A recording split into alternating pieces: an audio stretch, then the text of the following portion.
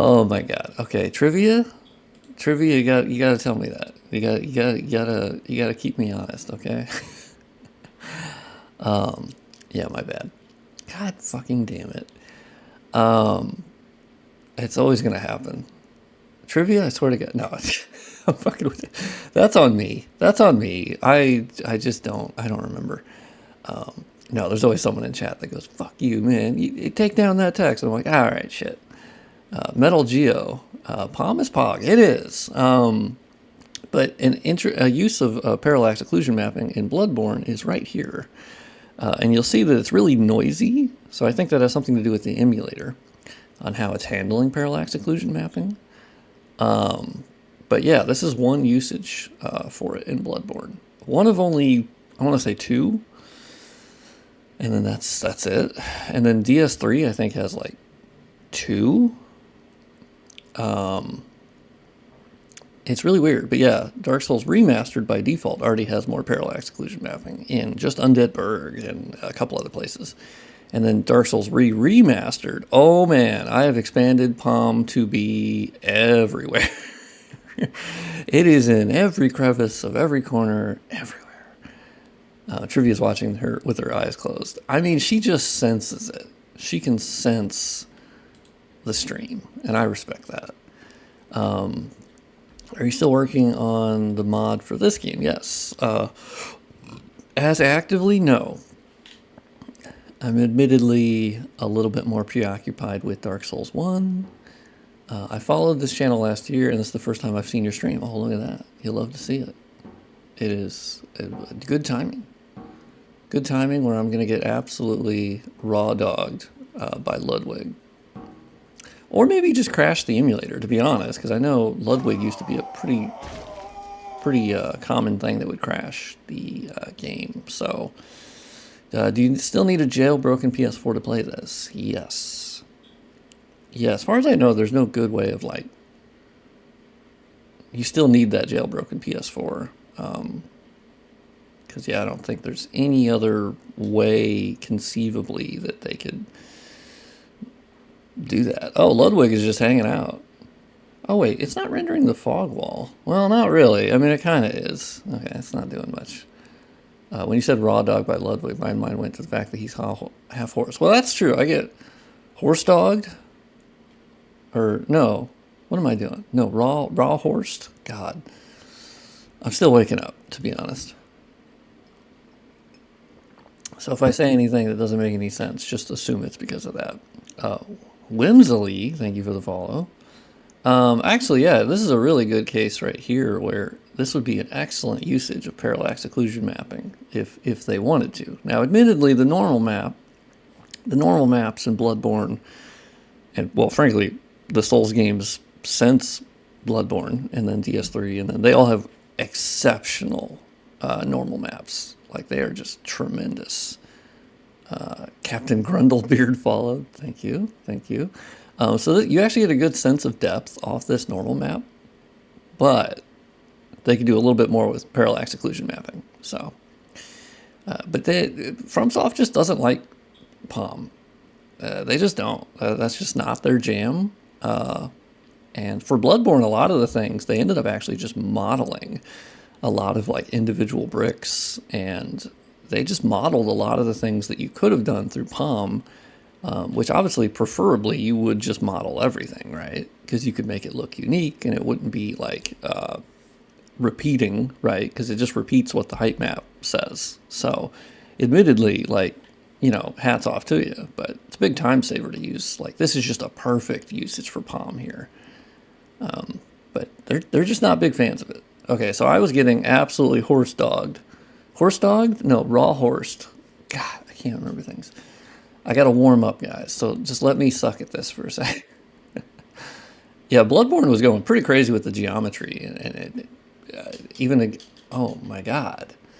Even amongst, like, okay, well, there you go. Okay, I got raw dogged. Yeah, versus, like, DS3, yeah, like, Bloodborne was going crazy with the geometry. They were just like, we're just going to render all of it. We're just going to model it because we don't really want to use parallax occlusion mapping. And Elden Ring doesn't seem to use any Palm. And here's the weird thing is that, like, honestly, when you look at Elden Ring, like, I don't know, FromSoft's visual splendor or their technical level has kind of, like, they did have to improve a lot. Like, obviously, there's volumetric fog, and, you know, so it's not like they haven't improved. They have. But in terms of, like, geometric density, I think you could put Bloodborne side by side with Elden Ring and you'd be fine. Elden Ring's party trick is the scope, right? Yarnum Boulevard, thank you for the follow. How's it going? It is good. It is good. I'm waking up. I just got raw dogged by Ludwig, which is kind of canonical, right? He's quick, okay? He's quick. Also, I need to turn my sound up for me so I can hear it, but you can't hear. Okay, I'm going to kill this guy. I feel bad for him, but he drops, like, blood vials. I need those 5 blood vials. Yes. And it's sort of, yeah, that's true. Yeah, there were goblets, and it's weird. DS3 has occurrences where they actually did something. Also, I think it's right before Anorlando is where they had, like, their one usage of parallax occlusion mapping. For whatever reason, they used it on, like, one wall. And it was like, well, I mean, okay, you could have done that. You didn't need Palm for that. You could have just modeled that. It was just one wall. So, I don't know. I've been... It's something that does fascinate me a bit about FromSoft. That's just one visual trick that they don't seem to care about. I don't know why. They've toyed around with it, because DS2 had some, but it was a really not great parallax effect. I remember when I first fought Ludwig, it was New Game Plus. Yikes. Yes, I did that, where I did the DLC the first time on New Game Plus, which, yikes. Ludwig took a while. And then I beat the whole DLC on New Game Plus. It's funny, because when I went back, like, on my 3rd or 4th time doing the DLC, I got stuck on Orphan, on just New Game. But he had my fucking number. Okay, do your jump. Yep, you're doing your jump. I think my issue is that I was like, I don't think I'm doing enough damage against Ludwig, right? Okay, well, I hit the button. I'm fairly certain I hit the button. Oh wow, he's getting goofy looking. Oh, I swapped back? When did I swap back? Yeah, pull out the big bonk. Well, ow. Okay. Yeah, I feel like it's the serrated weapon does way more damage against him, right? Because the big bonk is not doing it. Man. Maybe I need the Viagra pills, which would be the Beast Blood pellet. I really said, yeah, Orphan is gotta be still one of the hardest bosses I've ever faced. Like, it's just one that's always been tough for me.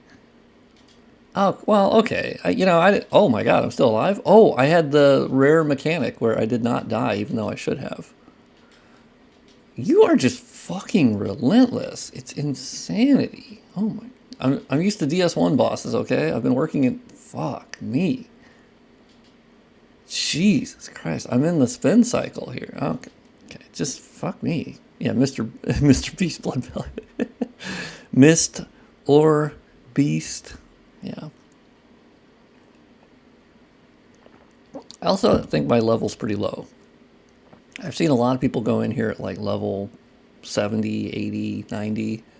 And I am... not that. Oh my god, I'm 57. Yeah, I don't even have a +9. Oof. Yeah. Okay, I might... Numbing Mister. Alright, let's go back. He's a little tough right now. He's a little tough. I'm going to level up. I'm going to get a little bit more souls, you know? Because yikes. Okay, so I believe I killed the one reborn, which then let me into the Nightmare Frontier. Let's see where we're at on that headstone. Oh, Murgo's Loft middle. Well, that seems good, right? I think we're doing pretty good. Maybe. Kill, what's her face? Wet nurse, moist nurse. Which, oh yeah, I had to kill, what's his face? Yeah, I do remember that. Oh yeah, I think this is the other occurrence of Parallax. Or no, no, see, I thought this was. And then it was, Quantum Bat. Quantum Bat followed. What the hell? I was watching your stream last night. Oh my god. Okay, wait, whoa, okay, alright, well hold on. That, I don't remember y'all doing that much damage. That's unbelievable. I don't buy that. Check the tape. Check the tape, Miyazaki. Maybe I got triple hit. Oh, fucking con. Excuse my French. Or okay, let's go. This is gonna be easy peasy. Oh, yeah, there's the discount Shadows of Yharnam. Is there still any technical reason why Bluepoint can't do the remake? No, I mean, I don't think there's any like actual reason. I mean, they could. Depends on what they're working on. They've been telling us for years that they're working on an original project. Now, original is sort of coy. So they didn't say like it's a new IP. They just have said original. So I think they've left some room in there. Nexus is pretty busy, it seems, doing all of their different PC ports. So like they're the other kind of candidate out there. Yeah, it's an original remaster. I don't know. Yeah, I'm not sure why they made it sort of coy like that, but I don't know. I honestly, because yeah, you can kind of look at, because Bluepoint is the real question mark, right? Because you're just like, well, what are you working on? You're the only one we don't know. Like Nexus has been partnering on all of these PC ports, like the 5,000 PC ports they've been putting out. So I don't know. Yeah, Bluepoint, I'm kind of like, my hunch is that they're not. I mean, my preference would not be them remaking it, like if I had my overall choice. But oh, Nick's Rider, yeah, exactly. I'm talking about you, 100%. No, the other studio that Sony owns, they bought Nexus. Yeah, the Red Dead Redemption PC port finally happening. I've unfortunately never really cared about Red Dead Redemption, but I know a lot of people are going to be happy about that. Yeah, there's Q-Lock. Q-Lock seems to have been relegated to very small projects because they're not owned by Sony or anything. And they obviously did Dark Souls Remastered, which I would say is not actually a great resume for working on Bloodborne. Because I think they did some really good things with Remastered, and then I think they did a lot of not great things. So I would not put them in charge of Bloodborne specifically. Frankly, the only thing I would really like, if I had my way, is that if they did have a company work on it, because it's not going to be FromSoft, obviously. Some people think it's going to be FromSoft. I'm like, no, they don't remaster their own projects. That's never going to be a thing. Oh, fuck me. I do wish that Miyazaki could have like the title of supervisor or something. I think that'd be nice, you know. I think it'd be nice that he could make a change if he want. Oh my god, I'm still alive. Oh my god, we had the thing again. I got the mechanic where I'm still alive. I think it's because I can't hear anything. I gotta turn up my volume.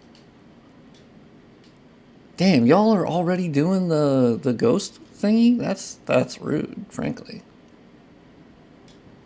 Well, you're not doing the copies yet. This is like the light version. Oh, wow. Yeah, this is where they don't do... Okay, well, you're just attacking the wall. I hope you know that. I hope you know that your AI is fucking busted right now. And I will absolutely take advantage of this. This is great.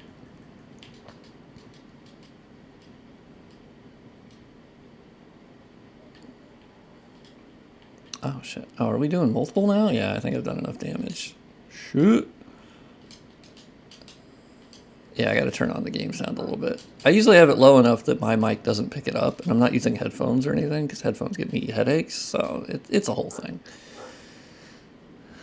Yeah, clearly someone threw a pungent blood cocktail, like 100%. I don't know what wet nurse thought she was doing. She was drunk, clearly. You've been drunk when you're trying to watch this baby, who doesn't exist, maybe. How you doing? Okay. No, we're doing pretty good. I always felt this boss was pretty just kind of easy, which I know I'm talking shit, and that's not going to go well, but I don't know. I always felt this boss looked really cool, but the actual, like, mechanics of it were just really easy.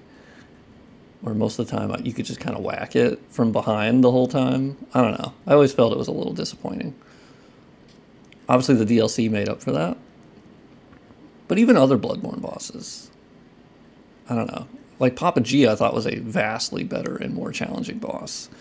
And this, I just thought was kind of like, all right, we're just kind of going up in the gooch back here. Okay, well, you got a couple things that are hitting me. I'm not loving that. Oh, okay. You got a wide swing here. Not loving that. Oh, shit.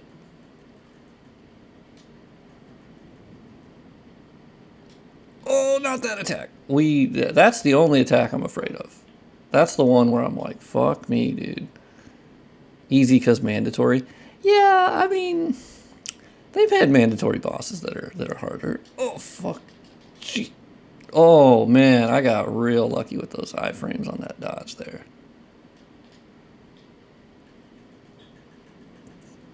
But they've had mandatory bosses that are much harder than this, so it's just, they could have made it harder, they didn't, and I think that's fine, but Mixed Illyrilium, can't say names, thank you for the follow. Nightmare Slain, you'll love to see it. Bluepoint can do it with a second team after Demon Souls. I mean, that's the thing, I don't know that Bluepoint has a second team. I mean, of course, could they staff up? Yeah. But then the problem you would have there is that the main team is the one that knows how to work on specifically FromSoft engine games, right? So, and Demon Souls obviously has some connection, the underlying like makeup of it. You know, there still is a connection there. I think unfortunately it's not as much as like if you were working on Dark Souls 1, because that shares 99% of its technical makeup with Demon Souls. But if you're, I mean, they could still make it work. But yeah, I think you're losing a lot of the experience if you're going to have a second team and then hire them new. And so, I don't know. Maybe they'll just make a new studio. Well, yeah, and that's the fear, of course, is that Bluepoint. Yeah, like, would they change the art direction? They have in every project they've worked on thus far. And so I would suspect that they would. I would hope that it would be, you know, tasteful, but yeah. Yeah, the Horizon 1 remaster is a little very useless. Also, they did Until Dawn, which they remade it, which is unbelievable. They took it from the Decima engine, which is what Horizon runs off of, which is fucking fantastic from a technical perspective. I don't care about Horizon, but technically it's great. And they moved it to Unreal 5, and then they just changed a bunch of, like, the art direction and the coloring and the mood and the, like, yeah, that remaster. Also, it runs worse. It doesn't have 60 FPS. I'd argue it doesn't even look as good in some certain circumstances. Certain things look better, obviously. Yeah, Last of Us Part 2 was like, what are we doing? Honest to God, what are we doing? Because the side-by-sides they released were hilarious. Hilarious. Oh, God. Oh. Oh, that's weird. There's specifically a vertex explosion for the torch. Huh. Oh, nope, still there. Weird.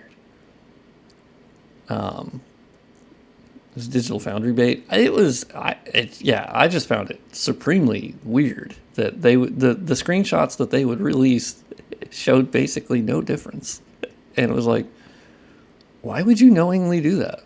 Why would you knowingly release screenshots that everyone's going to make the meme of, like, that's exactly the same picture? I don't know.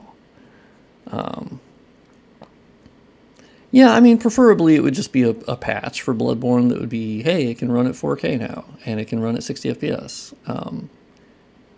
Ideally, now of course, having worked on Bloodborne, I can specifically say that, there are things that I think need to be upgraded, right? I do think some of the textures are low resolution. I think some of the LODs are kind of and obviously the anti-aliasing is hot dog shit. So there's obviously things they could do. I would like a light touch. I don't think you really need to remesh anything. Yeah, Crysis 2, Crysis 3 remastered. There's a lot of remasters where I'm like, what are we doing? Yeah, Crysis 1 remastered even. I was like, and they based the remasters off of the console ports, which I thought was very weird. Remakes are cool, but I'm not really a fan of them. Yeah, I do think recently, I think the Silent Hill 2 remake, for me personally, is an example of how you can do a remake and why remakes can be a great thing. Because I think there you had a great enough distance between the original and the remake that it separates them, right? And I think the way that they interpreted it and expanded it was beautiful. Just beautiful. So like that to me is the shining example of like, here's why remakes do exist and can bring it forward and can make it easier to play. More people are going to experience it. But I do think you have a problem when the original is not that old. So like Bloodborne being a PS4 game, it doesn't need a lot of work. It doesn't. So you don't need to remake it. Demon Souls, no, that was a little older. Now that was still PS3, but I do understand why they went the remake route, but yeah, Crysis 1 Remastered, because it was based on the console ports, so there were certain things that actually still looked worse than the original release, which was not a good look at all. I do think if you're going to remake or remaster, I think you shouldn't have any sort of caveat like that. Like, and also just don't remaster games that are not old. Like, don't. So I mean, technically you could apply that to Bloodborne, but I think Bloodborne being like almost 10 years old, I think 10 years old makes sense. Now, of course, I think that's going to be less and less as we get like down the generations here, because obviously we know we're plateauing in terms of graphical fidelity. We just are. And so, of course, a game made in 2020 will likely not. I can't imagine it's going to look so ungodly different by 2030, like a game that comes out in 2030. I think we're never going to have that PS1 to PS2 jump anymore. That's just not going to happen. That is the jump in fidelity that I was used to growing up, right? Where I was like going from the original Xbox to the Xbox 360, like, holy shit. Like, now that's a jump. But I don't think we're not gonna have that anymore. Dawn will soon break. Oh, I forgot. The place isn't on fire because it doesn't render the fire particle effects. Oh yeah, I'd say Crysis. Oh, Crysis was incredibly like progressive. I mean, in 2007, oh my god, that I mean, it was using things way ahead of its time. So, Bloodborne 720 30 FPS to 4K 60 is also a big step. Well, I mean, the original runs at 1080p, so it's not 720. And then it's unstable 30, admittedly. But I would say that wasn't a technical jump. That was literally just, it was just limited by what it was on, I guess. I don't know. Like, that's the thing. Bloodborne could have run at 4K the next year, but it just didn't. They had a PS4 Pro. They could have put a patch out for it. They just never did, right? And then it could have run at 4K 60. I mean, so it is a jump, but I guess it could have been running at that a lot earlier. And they just didn't do it. Yeah, they could have updated it for PS4 Pro at least. But they just, that's always been the weirdest one to me. Not the PS5, because once you got late enough that the PS5 came out, you were like, okay, so now you're not going to do it. Because there's no money in a patch, right? There's not. Oh, for sure. They could do a patch that would, have that. But I also understand from Sony's perspective that, well, there's no money in that.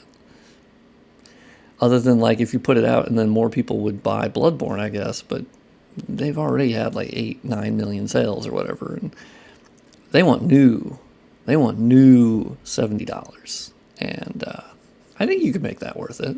I mean, personally, I'm a hoe for Bloodborne, so like I would pay that shit. But yeah, if you bring, improve, obviously resolution, frame rate, better draw distance for certain things. Yeah, I think you could do enough that it would make it worth it. Blood tinge, strength, endurance. I'm just gonna dump it into vitality. That's what I'm talking about. Thank you, Lucas Sendry, for the follow. Like, obviously working on this, they don't want to lose money on working on a Bloodborne remaster. So if they're going to work on a bunch of stuff and then just release it as a patch, well, they're just going to lose money on that. So I don't see why they would do that. I just don't think that would make any sense unless they were like, we just love Bloodborne, so we're just going to put it out. Like, that'd be great. I'd love that, but I don't see that happening. Because they'd be dumb to do that as far as a business. God, you would pass up on Bloodborne money? Nah. You've been edging people for a long time. Bread and butter, follow. Thank you. On Twitch, let's go. I agree. I say we do go. Okay, so actually I can't buy... Oh, wait. Oh, I can actually buy a Blood Rock with 60 insight? That's crazy. I forgot about that. I do think Bloodstone chunks are way too expensive with insight. Like, how do you have twin Bloodstone shards at 2, and then you jump to 20 for chunks? I don't think so. I think you lower that to like 10, right? Take that, FromSoft. I always thought it was a little too expensive. What's up, No Nothing? Or no thing? No... My brain be like, what? I don't think Sony's going to do anything with Bloodborne except maybe a remake. Yeah. I think it's possible. I honestly, at this point, I don't know. I'm kind of waiting to see what they do for the 10th anniversary because I think that's the time you would announce something. I think that's too good of an opportunity to pass up, Wait, why the fuck are they selling pungent blood cocktails for 10,000? Have they always... Wait, they've been raising the cost on everything. Right? Wait, why the fuck is Bolt Paper 9600? Is this normally what happens at late game? Oh my god. See, I guess my thing is that they don't need to exploit a new audience for Bloodborne. Like, we're in a post-Elden Ring world. They're literally in the perfect opportunity. Souls games have never been more popular. So, like, they don't need an anime. They don't need anything. They literally just tap into the existing Elden Ring audience. You're good to go. Like, that's it. Elden Ring already brought in all the new people. You just piggyback on that shit. You say, here's another FromSoft game. Boom. If you haven't played it, now it looks better than ever. And everyone who hasn't tried it yet that played Elden Ring and hasn't played the original Bloodborne, boom, there you go, done, got it. Like, they have the perfect setup, and all they have to do is slam dunk it. Like, it's a guaranteed slam dunk. I don't know how they would ever pass that up. I don't get it. It's God. Jesus Christ, they're expensive. Like, we're at the absolute zenith of Souls games popularity. And if they want to... Because Bloodborne has like 8 to 9 million sales, I think, over time. And that's with being locked to just the PS4, which admittedly, like a remaster remake would be locked to one of their platforms. So I get that that still would kind of suck. But at least we don't have the console shortage anymore. That's nice. The install base for PS5 is big enough. Because I do wonder, like Demon's Souls Remake, they must have had their sales hampered quite a bit by being only on PS5 at launch, because you just couldn't get it. I do wish they would have put out the PS4 version, but I get that they were like, it's worth it to make it PS5 only to get people to buy the PS5. So I understand the business decision there, but I think they should have put it on PS4 like a couple years later, because we knew they were working on it. They just didn't do it. Maybe they found issues with that, putting it on PS4. I don't know. I think Demon's Souls would work perfectly fine on PS4, considering how segmented it is. It's not an issue like, it's not an open world game. It's not even like Dark Souls 1. You literally port into the areas that you're going to. So, yeah, I still am of the opinion that Demon's Souls Remake is 1000% coming to PC. Just based on their track record of putting their PS5 games on PC. So, like, I don't see how that would be an exception. Now, why have other games gone before it? I don't know. I would wonder if there's an issue because they've put God of War Ragnarok on PC before they have Demon's Souls Remake. So I don't know. I'm not really sure what is taking longer with it, but because it was on, obviously we know that, you know, when it first was announced, it did have also coming to PC on it, and then they said, oh, that's a mistake, which I think we all know that was not a mistake. But, and they went, it did get a PS5 Pro update. That is true. I don't think it's a very big update, but it does have some nice little visual features to it. So that's, yeah, I would say that's a good sign that, like, they still see it as being worth updating. Maybe Bluepoint is doing it themselves, and they've never done a PC port. So I could see them being, you know, having a little bit of trouble with that. Admittedly, all it would take is like Nexus flying down and saying, well, we've been doing this forever. Let us help you out. Because Nexus is a studio that knows how to do PC ports. Yeah, the God of War PC ports are pretty great from what I've heard. The Digital Foundry videos, like, yeah, it's all good shit. Okay, so I apparently have gone through the game with not leveling up as much as I normally do. Because I'm level 60. I guess I could do Canehurst, right? Even though it looks fucked, but I haven't gone there recently. Wait, did I ever actually go there? On this character? That's... Okay, I guess... I don't even know if I got the Canehurst summons. Well, we're about to find out. Yeah, you wonder if Bluepoint is doing the port to PC for the remake. Because I don't know. You'd have to wonder, right? Because it's just been a long time, 4 years, where we're like, what are we doing? Because that's another one where, don't you want to capitalize on Elden Ring's success? Like, that's another one where if you put that on PC, for literally anyone who has not tried it, I mean, there you go. That's the original FromSoft Souls game. I assure you, you're gonna get sales. Also, it looks fucking insane. So, just as a fuck, I would just use it as a PC benchmark, if nothing else, right? Like, it looks fucking crazy. And on PC, it's only gonna look... Oh, shit. I'm assuming I never got the Canehurst summons. Fuck. Oh, damn, y'all are weak now. I kind of forgot that I'm insanely strong.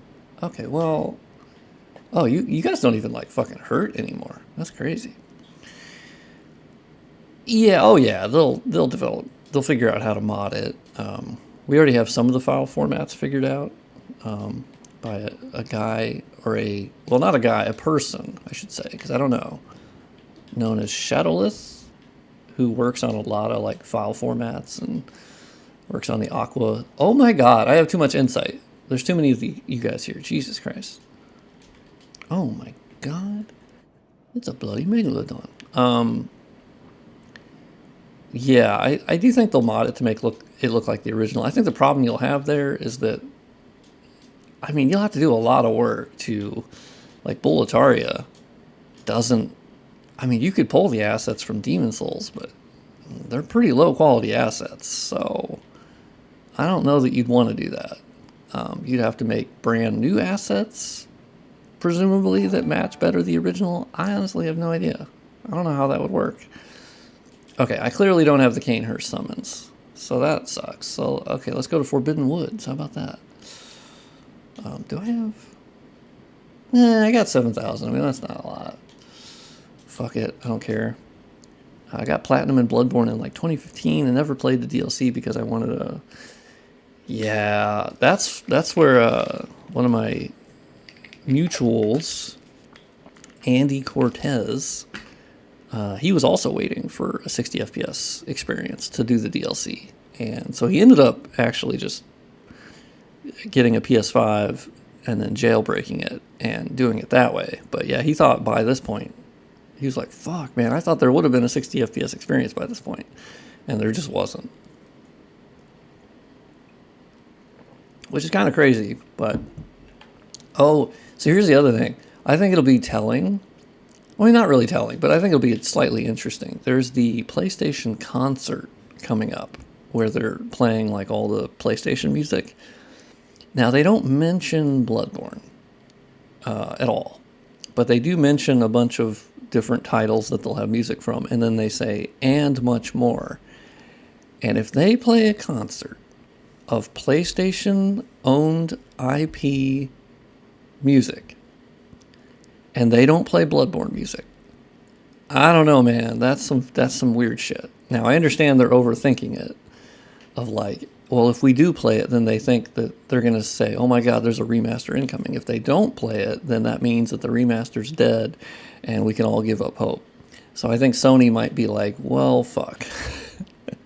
And I think that's why Sony never mentions Bloodborne.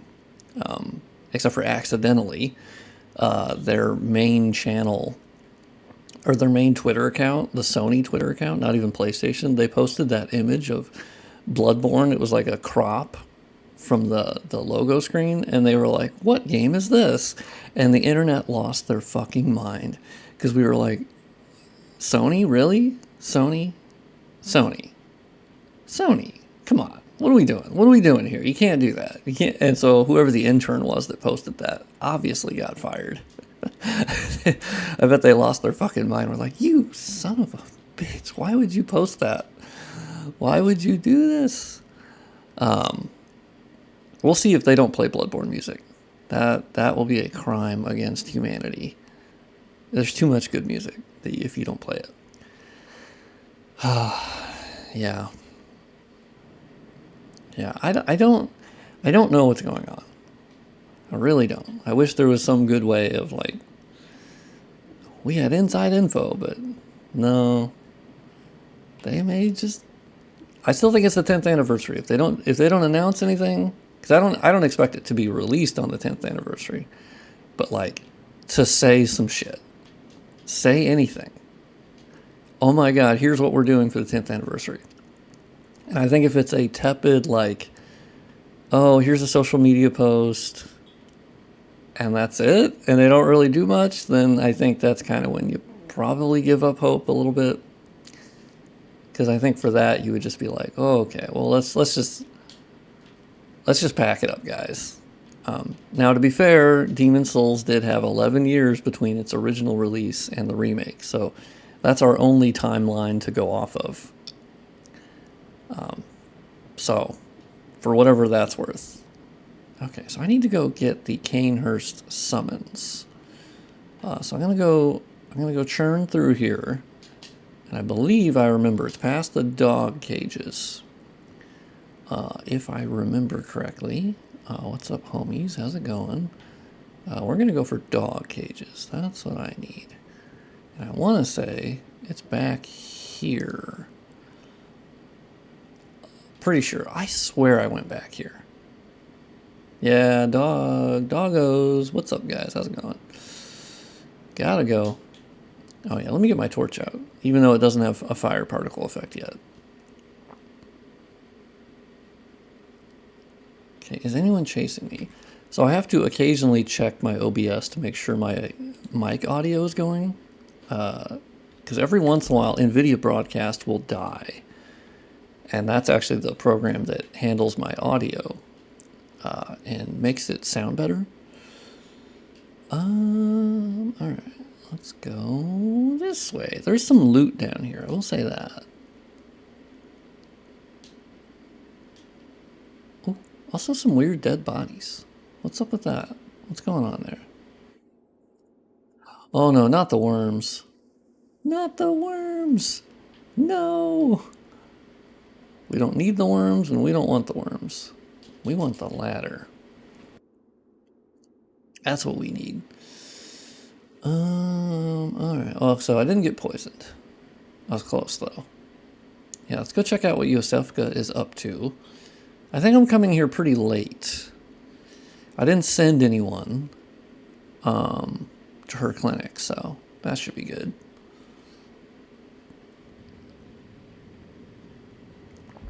Alright. Also, those corpses are also up here. Yikes.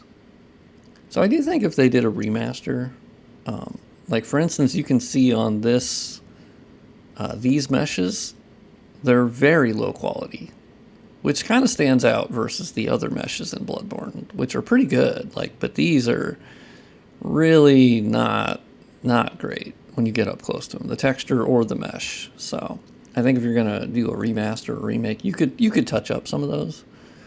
What is the story with all the corpses here? I've never really thought about it. Is it just a lot of people that failed to make this back path? Are they the ones who created this shortcut back to Yharnam? Also, come on. Look at the visuals of this game. Unbelievable. Unbelievable. Oh, purple. Alright. So what's everyone playing? Is anyone playing the Silent Hill 2 remake? I have watched like 7 playthroughs of it, and I'm fascinated. Because I never played the original, but I saw a playthrough of it, and I really loved it. I knew it wasn't one that I wanted to play, but I love the story so much. I think it's one of the most beautiful stories ever told in gaming. I think it's just unbelievable. And so the remake, I've watched like 7 playthroughs of it, and it's phenomenal. Yeah, so they did just release patch 1.04, which included frame generation, NVIDIA frame generation, help with the stuttering, big patch. So that might, I guess we'll wait on the Digital Foundry video on that to see if that really fixed some of the issues. But yeah, it's got some real stuttering issues for sure. Definite UE5, big old stutter issues. Oh yeah, I meant to go the other way. Fortunately, I had to go through it 15 times already. Wait, you already went through the remake 15 times? What? Oh my god. Oh yeah, wait, I meant to go this way. God, that's right. Yeah, I love it, and I love the 2 endings that they added. Of course, I won't say what they are, but I was surprised by just how good those endings are. Like, Bloober fucking got it. Like, they understood the soul of the original so much, and it's just so nice to see. It's so nice to see like how much negativity was about the remake. I remember when it first got announced, and everyone's like, "Well, fuck this! You know, this is going to be just goddamn awful." And to see it come out and be so triumphantly good, just was really nice to see. You know? Oh, produce content about Silent Hill lore. Yikes! Oh boy, that is going to be a lot of. So, what did you think about the remake? As somebody who is really into the fandom and lore, because I am mostly just I watched Silent Hill 2 and I really loved it. But that's kind of it. I don't know anything about Silent Hill 1, 3, 4. I've heard that there hasn't been a good Silent Hill game in a long time. So, you know. Now I did watch a video yesterday from a lifelong Silent Hill 2 fan that was had like 150,000 views, and he's like, honestly, I love the remake. you know, he had his gripes about it. There were certainly things that he didn't agree with, but by and large, he was like, the achievement stands above any criticisms I have, which are fairly minor, right? Like, the acting is so fucking good, and oh man, it's unbelievable. And they even did like little tiny touches later in the game that are really subtle, but if you pay attention, it's just, it ties right into the story. It's so good. It's just so unimaginably good. All right, yeah, let's go this way. Oh yeah, we're getting some. Oh god! Oh, please don't crash! Please don't crash! Oh, I crashed. Fuck. I think it's a good game on its own, but it's not the same. Ah, okay, all right. I was wondering. Yeah, I was wondering what the official people think of it. I do think that, yeah, like, it's definitely a different game. I think it's a lot, having booted up the original Silent Hill 2 and run around, and I will say, oh my god, I absolutely despise the combat in Silent Hill 2. And I knew that from watching Maximilian Dude's playthrough, because he obviously was like, yeah, the combat is not what Silent Hill 2 is about. And I also watched the Skill Up review, where he was like, yeah, the combat obviously feels better in Silent Hill 2 Remake, but does it make sense that James is like a beast and is just whacking the shit out of people and going crazy? He was like, no, it really doesn't. Like, I do think they made it sound like he was pained and like stressed out when he was attacking things, which I liked. But I can understand the criticism of like, he was too good at shooting and sort of combat.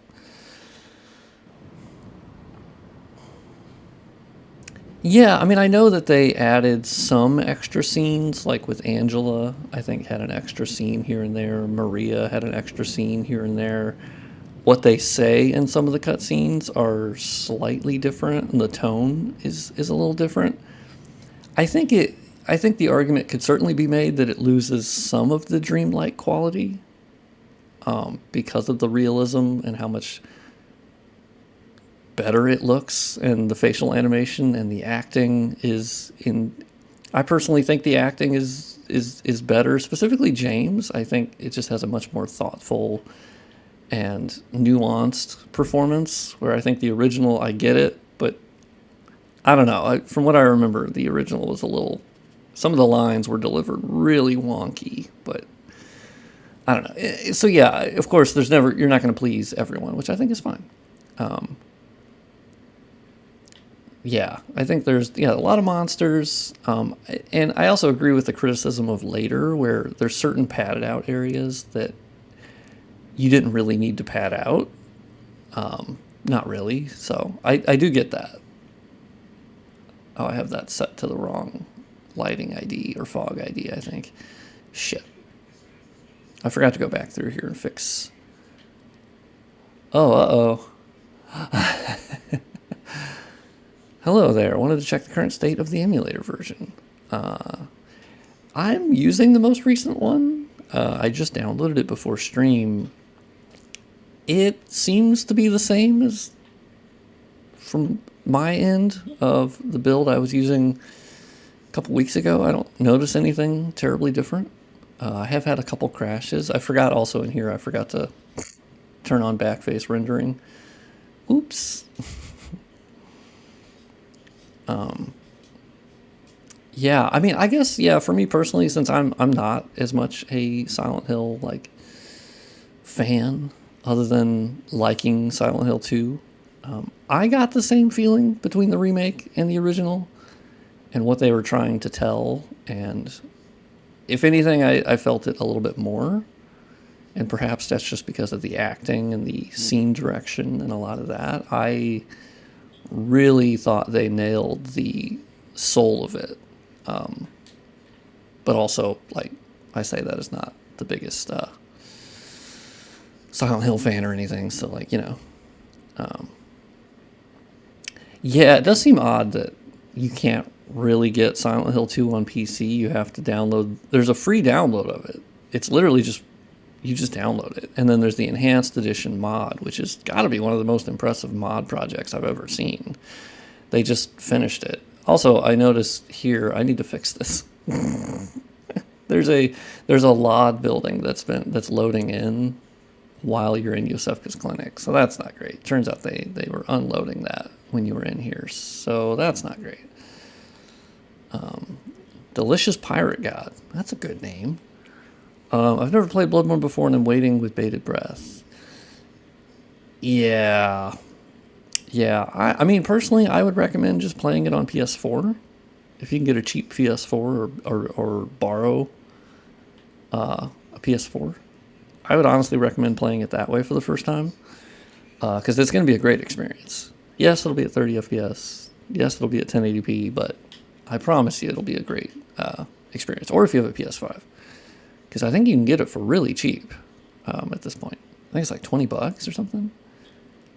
Yeah, that's kind of weird that they won't release the original games. I would hope that the success of the remake would lead them to put out a collection of the originals in a modern format. Like, you don't need to change them.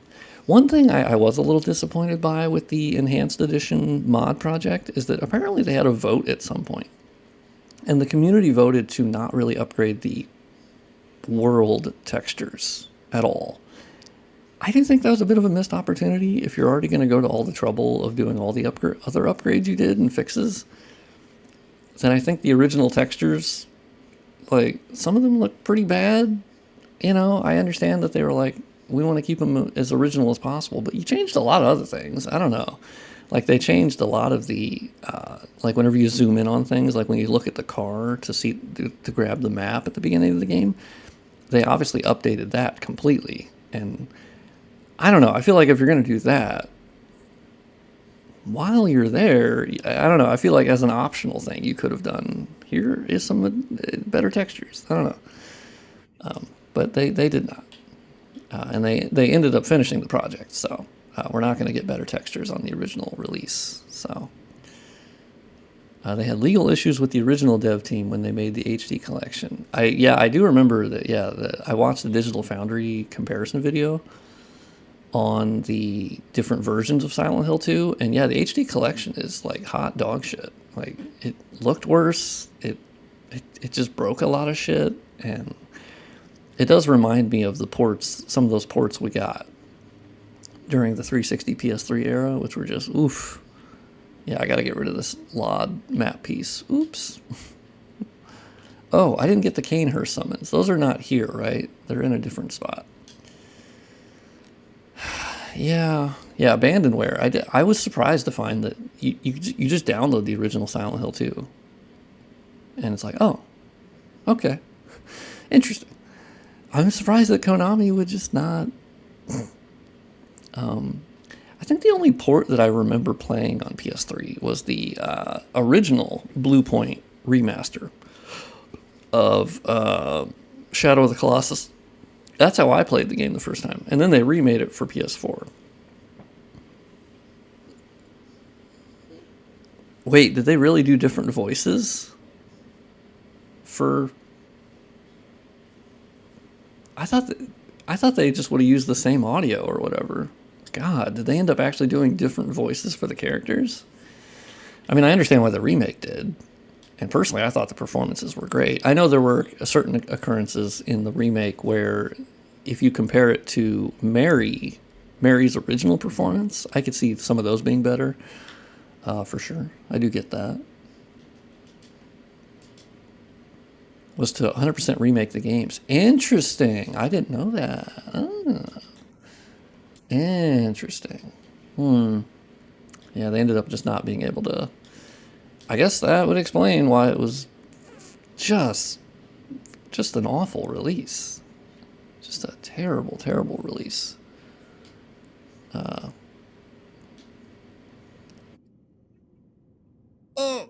Oh yeah, we crashed here last time. I think Mary and Laura are still the goats. Yeah. I mean, I did see some side by side of some of the voice acting, and obviously Really? I think this door crashes the emulator. That's weird. Huh. Okay. Well, that's kind of weird. Okay, maybe we can't do Canehurst. Do I just bash my head up against a wall against Ludwig? Is that what people want to see? Because that's kind of where we're at. Who wants to see me die to Ludwig like 100 times? For giving them unfinished source code. Oh, and recently people found out it was a lie. Oh god, they're still spilling the tea on some of that older stuff. I love behind the scenes dev lore. I love it. The HD collection devs actually just didn't know how to properly port the games. Oh my god.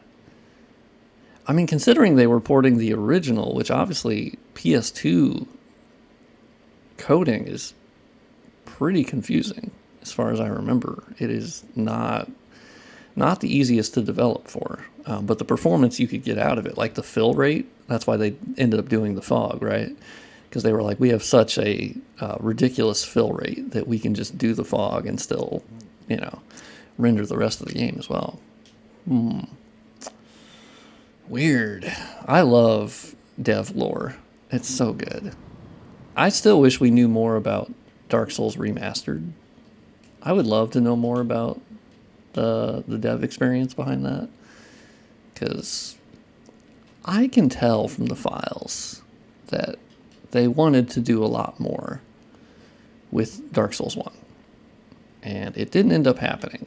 And I don't know if that's like budget reasons, or Bandai Namco was like, you have 3 weeks or you have 6 months and we're not going to extend it for you, because it seems like they were laying the framework, the groundwork, one of those words, for doing a lot more with it, and they just didn't end up getting to do that. Like, why else would you use parallax occlusion mapping a shitload in Undead Burg and then basically nowhere else? That just doesn't make sense to me. Actually, what if I look down? If I look away and open the door? It worked. It worked. I looked away and I'm in the room now. Can I grab the summons? Can I grab the summons? Can I grab the summons? Can I grab the summons? Yes, baby. It worked, guys. It worked. When in doubt, look the other way. Also, it may not have had anything to do with looking the other way. Silent Hill 3, even though Silent Hill 3 has a perfect PC version, is even more broken than Silent Hill 2. Missing textures, lots of misplaced textures, the fog is blue and green. Oh, wow. That's weird. They had a perfect PC version. Huh. Yeah, the 360 PS3 era had some really interesting... I remember I bought the Mass Effect collection for PS3 because it was really weird. Mass Effect 1 was an Xbox exclusive, right? And the only way you could get Mass Effect 1 on PS3 is if you bought the Trilogy collection. And wouldn't you know it, because it was Unreal 3, which unfortunately a lot of devs had issues with on PS3, but that's also because they weren't using the SPUs, it's the whole thing. And they were using essentially the big fat single core. That collection ran at 20 FPS the entire time. It never ran at 30 FPS. It was unbelievable. And that was the only way you could get Mass Effect 1, is if you bought the collection. I was like, God damn it. It's crazy. So I do think we live in a lot better world now as far as releasing on multiple platforms. PC, I think, has gotten to the point of they recognize how important the PC market is, and so you're not going to just never port things to it or have shitty ports as often now. You still have issues, but by and large, I'd say PC ports have come a long way. And maybe that's because consoles moved over to x86. I imagine that could be part of it. Modern problems. The only available version of most games is just botched. Yeah, that is odd. I do think, doesn't Resident Evil have a similar case where the original versions of Resident Evil 2, for instance, is not very downloadable on PC? Like, you have to go to a certain website to get the original version. It's not like freely available on like Steam, for instance. Like, I don't know, it does seem like a missed opportunity for Capcom to put out the original versions of the Resident Evil games for people who want to play them, because they would buy that, right? They're on GOG. Oh, God bless GOG. They've been doing really good work with that. Okay, well, that's nice. Nice. Okay. Well, there you go. I mean, dumb on Capcom to not have that on Steam, though. Like, what's up with that? Why would you not have them on Steam? That's just free money. Like, the Resident Evil fans, which there are a lot of them, would absolutely buy those original versions.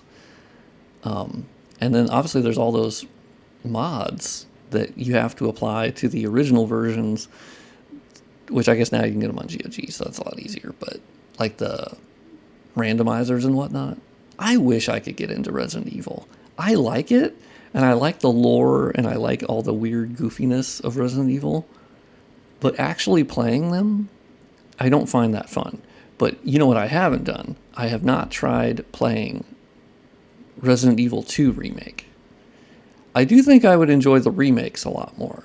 Because I tried playing Remake, the first one, which was obviously a remake of the first one for GameCube. But even that one, I just didn't enjoy the gameplay. I just genuinely didn't enjoy the gameplay. It was just a lot of running up to doors and going, fuck, shit, not open, shit, not open, shit, not, which was Silent Hill 2 also.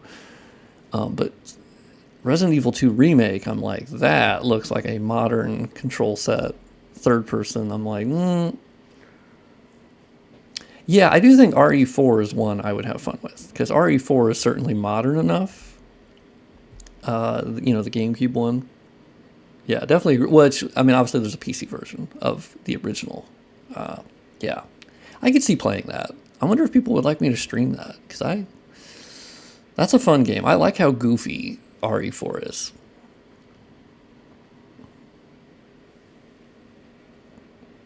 Yeah, they got a lot of stuff from 4, then turned it into an action survival horror. I mean, yeah, Resident Evil, because I know, obviously, jumping from Resident Evil 3, which 3 obviously is not the most loved, because it was made by a separate team, and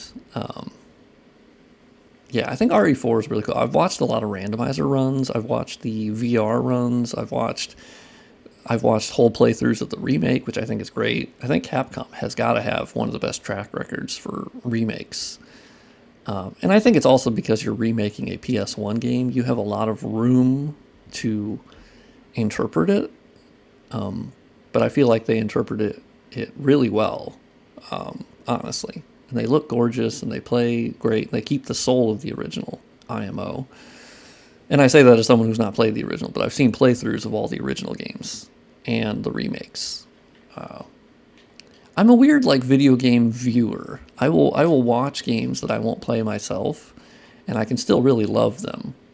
But I kind of know if I'm not going to like playing it myself. I actually really enjoyed watching Resident Evil Village playthroughs, because that was actually fun. Obviously, the franchise went to first person, which you do wonder if they'll go back to third person or give you an option.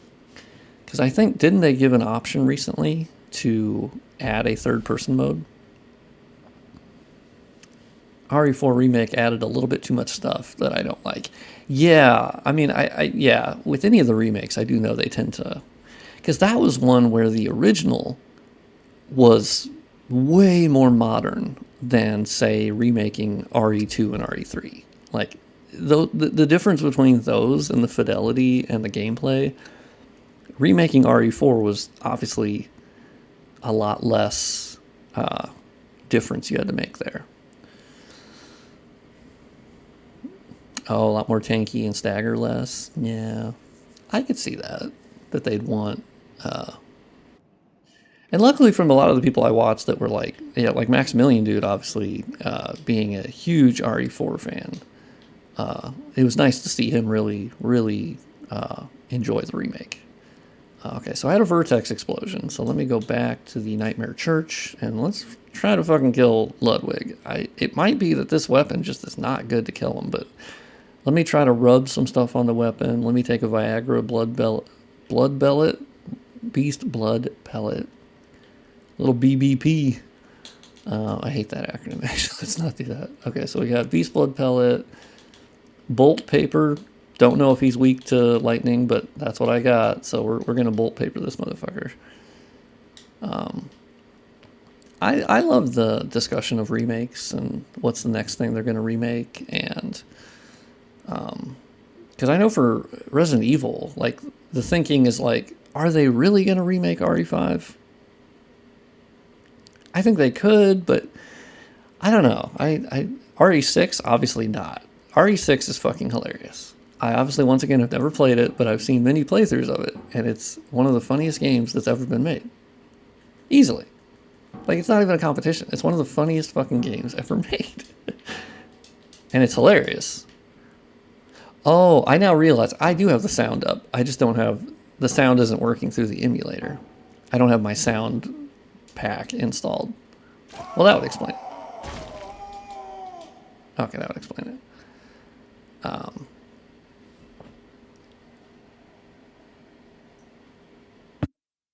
Man, I need more coffee. I just drank some of my coffee. It was really cold.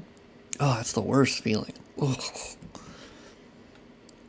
It's weird because iced coffee is totally fine, but it's weird when my hot coffee turns cold. Totally different thing. I hate it. RE5 is underrated. Yeah, I mean, I think, because I've watched playthroughs of it, I think it's a good game. I do think there's some, I don't know, the story, I think, well, I mean, obviously the story by that point was already goofy and kind of weird. But I think gameplay, I think you could update it to play better, obviously. Less like standing and aiming. Just basically take the modern sort of movement from the other games and then plus it up a little bit. Yeah, you do wonder. RE6, I just don't think they're ever going to touch again. Because also RE6 was way too big of a game. It was unbelievable how many different chapters they had. Like, oh my god. And then RE7 just totally was like, nah, we're going to do something completely different. So, is RE9 going to have Leon again? Like, are we going to do Leon? Is he coming back? I think a Leon-focused game. I understand they also probably should just start telling new stories, right? Maybe not focus so much on the original characters, but I don't know. Another Leon story. He's already had 2 and 4, so like I understand that. And obviously, you could. There was a chapter for him in 6, right? But yeah, I don't know. 7 is overrated. Yeah, I mean, I've watched playthroughs of 7, but it's definitely the one I watched the least because it's so fucking scary. And I don't like the environment, and I don't like the vibes, and I much prefer watching Village. I think Village is much more interesting to me, and I like the lore, and I like the setting. 7, I'm like, what, you're in fucking Louisiana? I'm good, big dog. I don't want to be in that world. I'm good. That stresses me out. No, I have no interest in watching 7 anymore. I watched one playthrough of it, and I was fine. Also, Ethan Winters, God, he's a fucking stupid-ass protagonist. So I'm glad...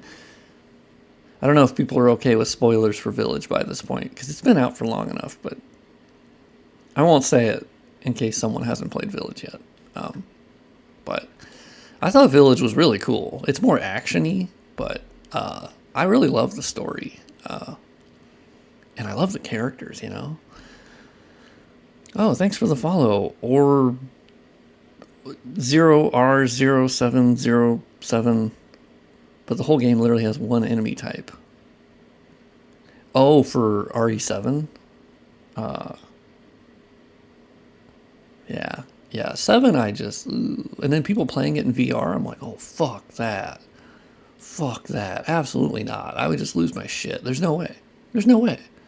I would never do that. Now, I do think it's going to be interesting, because someone's obviously going to make a VR mod for Silent Hill 2, right? Because it's Unreal Engine, and there's already like a generic VR mod / converter thing for UE-based games, because their VR functionality is somewhat shared between them, right?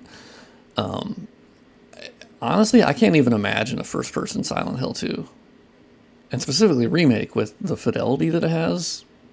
No, you'll just shit your pants. Like I don't, I don't think so. It's scary enough watching it.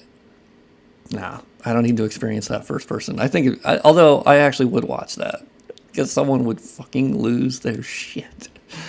It's so scary because I feel like the original Silent Hill 2, because when I was watching someone play it in 2020, it obviously was very old by that point.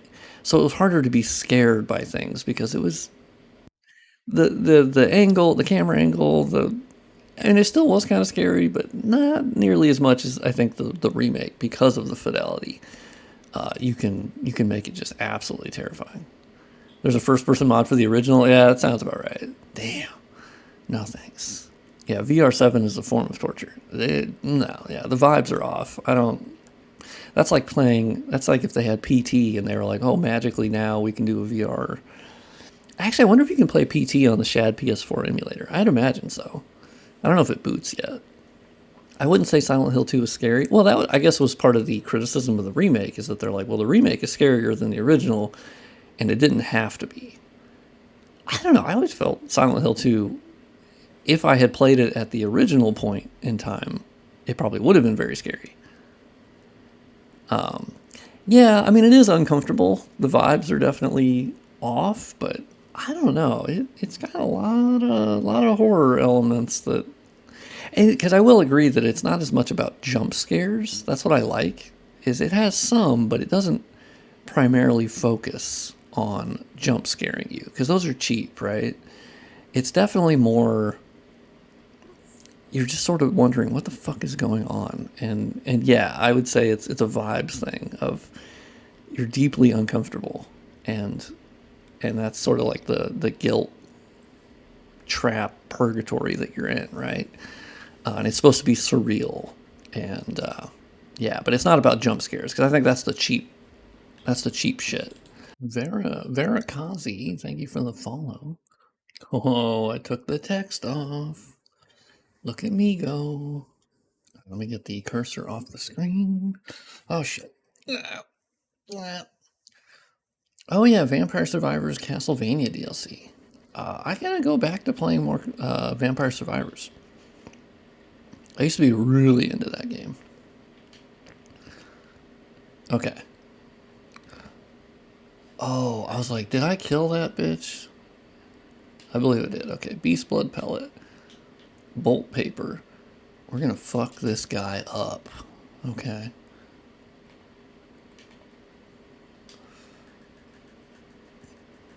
Still not a lot of damage. Gonna be real with you. Oh, fuck. Ah, that attack always gets me. Ooh. Oh, shit. Ah. Man, I'm real bad at Ludwig now. Oh, I disagree. I did. Ah.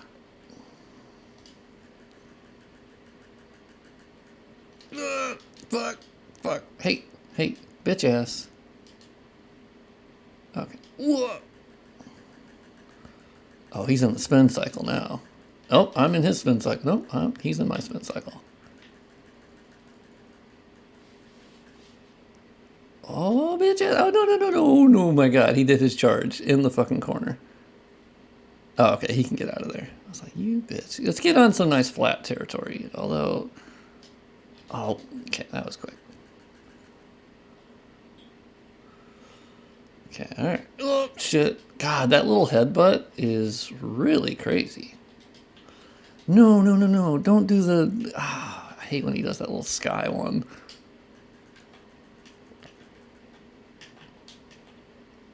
Oh, he even took my lock on off? No! You bitch. You bitch. Thank you for the follow, Fam Chaos. Jesus Christ. Oh, yeah, on mobile? Yeah, I bought it on mobile as well. Or is it free on mobile? Yeah, Ludwig is missing some things. It's not great. Yeah. He's got some... It's just like a blood-related SFX issue. It's not great. God. Ludwig is tough. Okay, I do need these little... I do need the blood vials from this guy. Suck it. Oh, damn, he's a one-hitter quitter. Alright. God, stop giving me fucking pebbles. Nobody has ever wanted a pebble. Just so we know. Just so everyone's clear. You know, I'm not going to do the transformed Big Bonk. I don't think it's as good a moveset. I haven't been following Bloodborne on PC Progress recently, and I'm amazed that you are in the DLC right now. I know, right? Yeah, the Shad PS4 developers are crazy. Yeah, having a pretty stable, 30 FPS, 1080p, I could be playing it at a higher frame rate, but I found that kind of lowers the stability, so I tend not to do it. Okay, do your front thing. Yep, got it. Okay, we're gonna be patient Pete. Okay, well, we already fucked that up. Oh, that was close. That was close. Oh, I didn't even do my bolt paper. Fuck you, son of a bitch. Oh, he's in the spin cycle now. Yup, I'm in his spin cycle. Woo! Oh, that headbutt is the nastiest, just so you know. Just so you know, Ludwig. That is gross. Oh, fuck you, dude. It's so quick. Whoa, I timed that dodge spectacularly well. Oh my god, he always gets me with that other side there. No. You bitch. Ooh, don't do your charge. Okay, well you can do that. Nice. Ooh, ow. Oh no, damn it, he's doing his little fucking... Oh, he didn't get me though. He did not get me. Ow. Oh, fuck. Oh, that was close. That was so close.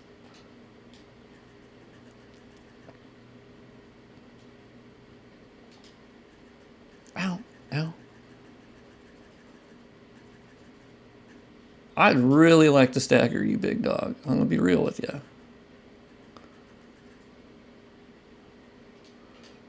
Woo! Man, that was close. That was close. Chat, that was close. Oh, okay. Okay, he was doing a little donkey move there. Oh, well, all right. Let's...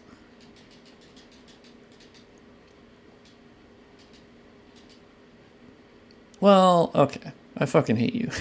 I hate you, Ludwig. Hey, almost half, though. It's pretty good.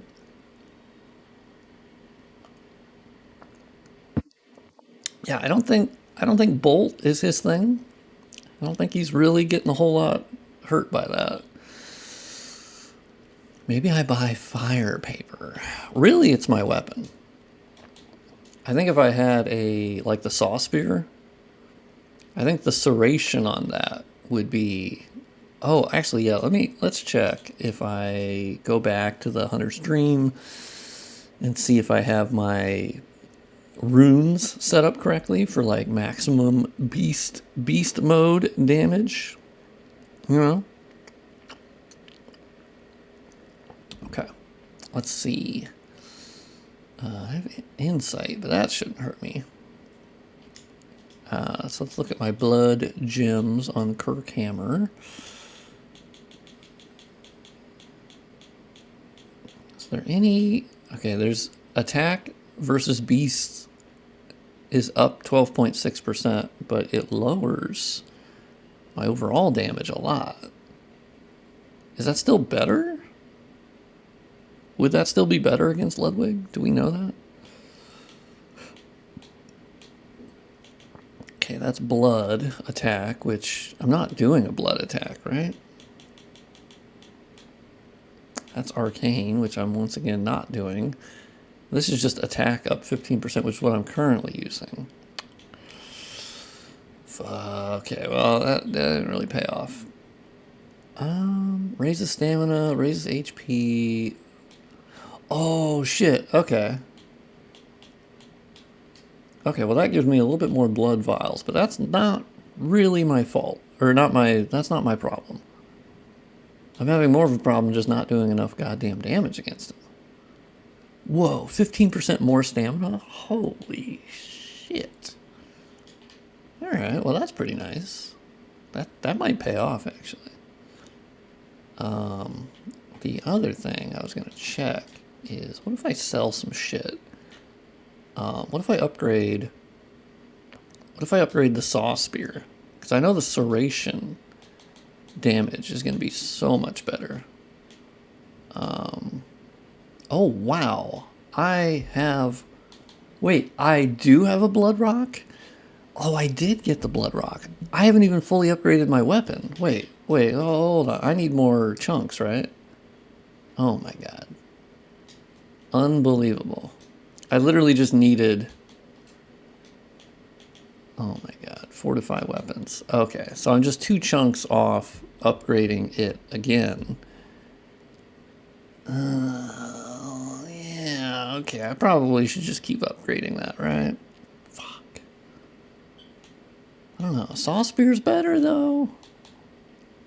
But the A attribute, though. Whew. Ooh, man. That is real good. Okay, I need 2... Realistically, I actually just need 1. Because I'm going to use these. Oh, I'm so close. Fuck. Okay, I need more chunks. What's up, Meth? Hunt for chunks. I agree. We're going to hunt for chunks. I'm trying to think. Where would chunks be that I have not been yet? Oh, I did get the Canehurst summons. That's right. I could just go to Canehurst. Canehurst has chunks, right? Right. Also, that'd be more XP. Oh, yeah. Himwick Charnel. Yeah, I don't think that's the closest, but I'll just run.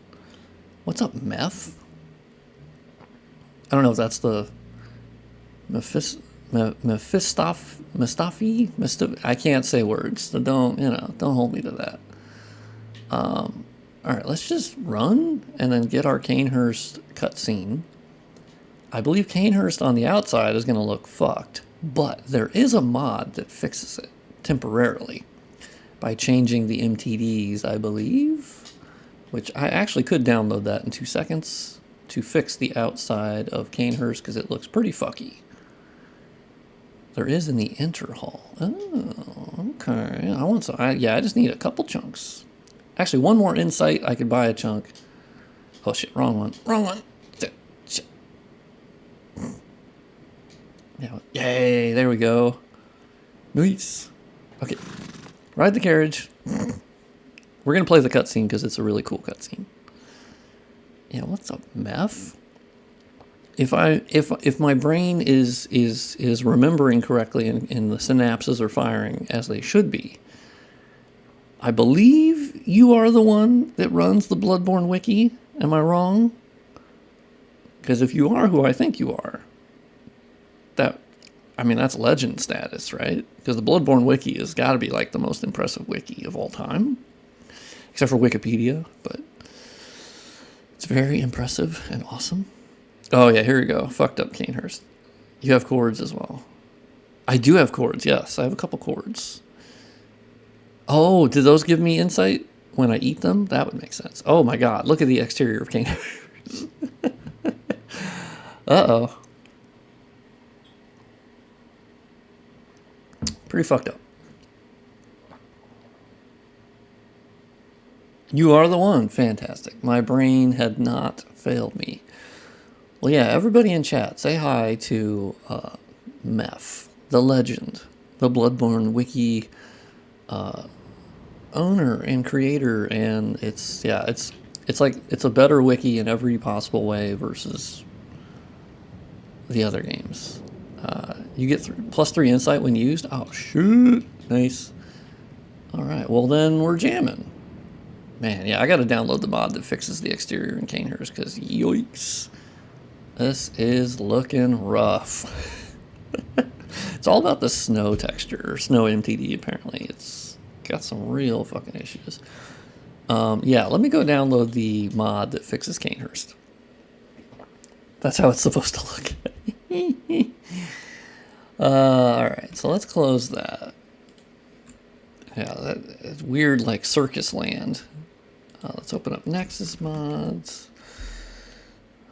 Bloodborne. Hopefully it's in the recent. Replace default main menu background with DLC one. Oh. Alright, what else we got? Hyperborne drastically alters the speed of combat by reducing recovery frames. Oh god. Why would you want to make Bloodborne even quicker? That's crazy. Oh wow. God, my mod is up to 55,000 downloads on Bloodborne. Jesus Christ. Oh, so there's actually a... Wait, so the Bloodborne PC sound mod came back? Huh.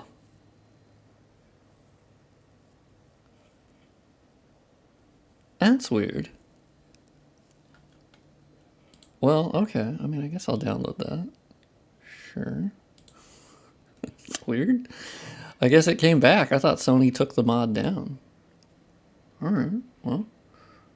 I do want sound, so I will download that again.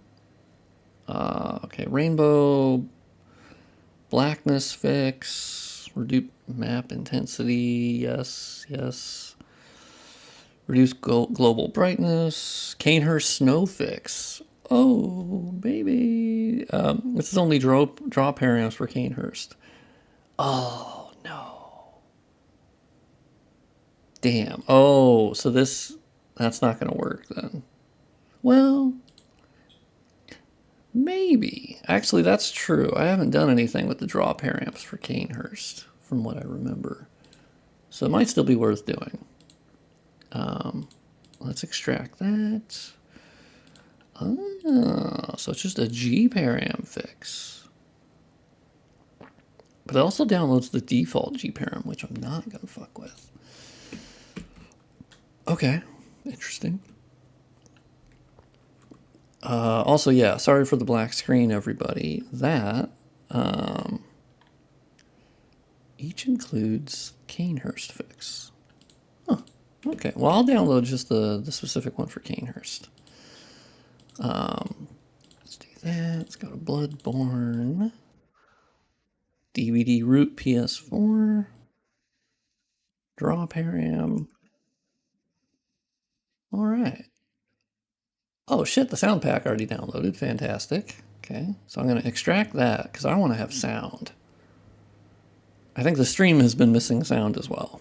I need the Ludwig music. I need the hit registration sounds. I need to understand what is happening. Because without it, I don't fucking have any idea what's happening. That's what I'm going to blame on my poor performance. Okay, DVD root.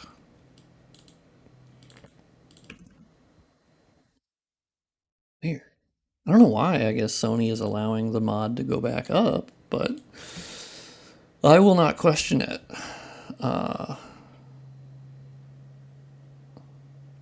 This doesn't need fixing. Uh-oh, too late. Oops. It did look very Carnival-esque. So let's boot the game again, and let's see how it looks. Of course, the emulator would fix the thing eventually. Oh my god, it looks so much better. Ludwig's OST is saving lives. That's true. Oh, his OST is god tier. Yeah, this looks so much better. And we have sound. Oh, I do notice a shadow issue. Oh, it's the draw params with enable shadow casting. Yeah, I forgot that I did not edit those G params since I'm using a different G param. Anywho, We're just gonna run. So I guess it just essentially turns off the snow. So it's not really snowy that much anymore. Alright. I know the inside was already looking fine. Yeah, the planar reflection working. Love to see it. Yeah, the snow melted apparently, which, you know, I'll take it. Yeah, we do have sound again. As per usual, the sound is a little bit delayed, but I think that's fine. Oh, Madman's Knowledge, thank you. Okay, so now I can buy one chunk. I literally just need one more chunk, and then I can fully upgrade my Big Bonk, which will help me against Ludwig. Massively. Even if I don't have the serrated damage, that's fine. And ooh. See, this is one thing in my FromSoft mods. I normally turn off the... I delete the point light that they place here, that they'll do for like chests and whatnot, because I'm like, okay, it's a bit over the top. You don't need to point out the chest that much. I am a hoe, and I will find... Oh, up there is one? Nice. I do remember you saying that. I was like, fuck yeah. Oh, hey, look, I found another occurrence of parallax occlusion mapping, which it looks like they're using on this tile. And that's why you can see it being all like fuzzy. There's something in the emulator with how it's handling the parallax occlusion mapping. So this is another occurrence where they did actually use it. Very rare for FromSoft. They do not like using that for some odd reason. But they do have some occurrences. What is like this little alcove or whatever you would call this? Oh yeah, let's check around. Oh my god, there's a lot of you ladies. I'm just beating up women. This is the stream that you get canceled in. Understandably, because I'm just beating up crying women. But then again, in Bloodborne, you do a lot of fucked up stuff. Like, you hit the elderly, you hit people in wheelchairs. Like, it's kind of weird. Do you guys know where I could download this? I have the emulator, but I don't know where to get Bloodborne. Oh, yeah, we are not in support of downloading Bloodborne. I must have a jailbroken PS4. And you can dump your game from it. Oh, Bloodstone chunk. God, you love to see it. Okay, Canehurst. Canehurst, do you mind if I come back later, Canehurst? Because now I got, like, my big bonk. Or maybe, no, maybe I get to the... No, maybe I'll just keep going for now. I'm already here, and I'm already doing good damage, you know, so... Oh, bitch ass. Ooh, I could also do Upper Cathedral Ward. That's true.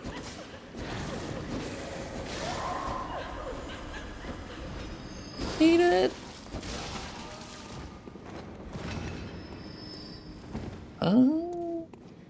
Man, those candles are giant. I love Canehurst. I think it's one of the coolest looking areas they've ever made.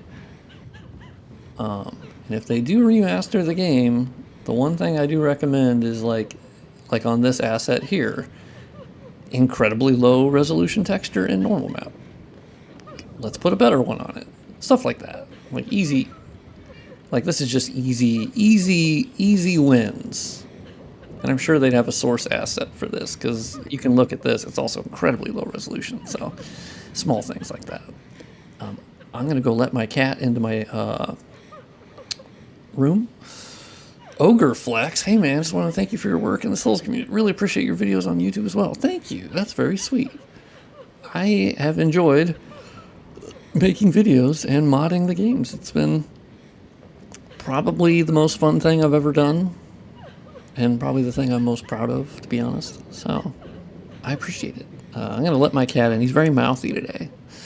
Anytime I close the door, he goes, well, now I want in. And then he gets in, he goes, well, I kind of want out. I want the option of going out. I'm like, no, but I got to leave the door closed. And he goes, yeah, but I kind of want out. So I'm going to just eat your cables until you let me out. And then I let him out. And then he goes, yeah, but I want the option to come back in when I want. I'm like, well, I could do a cat door, I guess. I don't know. But anyway, let me let him in real quick. He's such a sassy loaf of bread.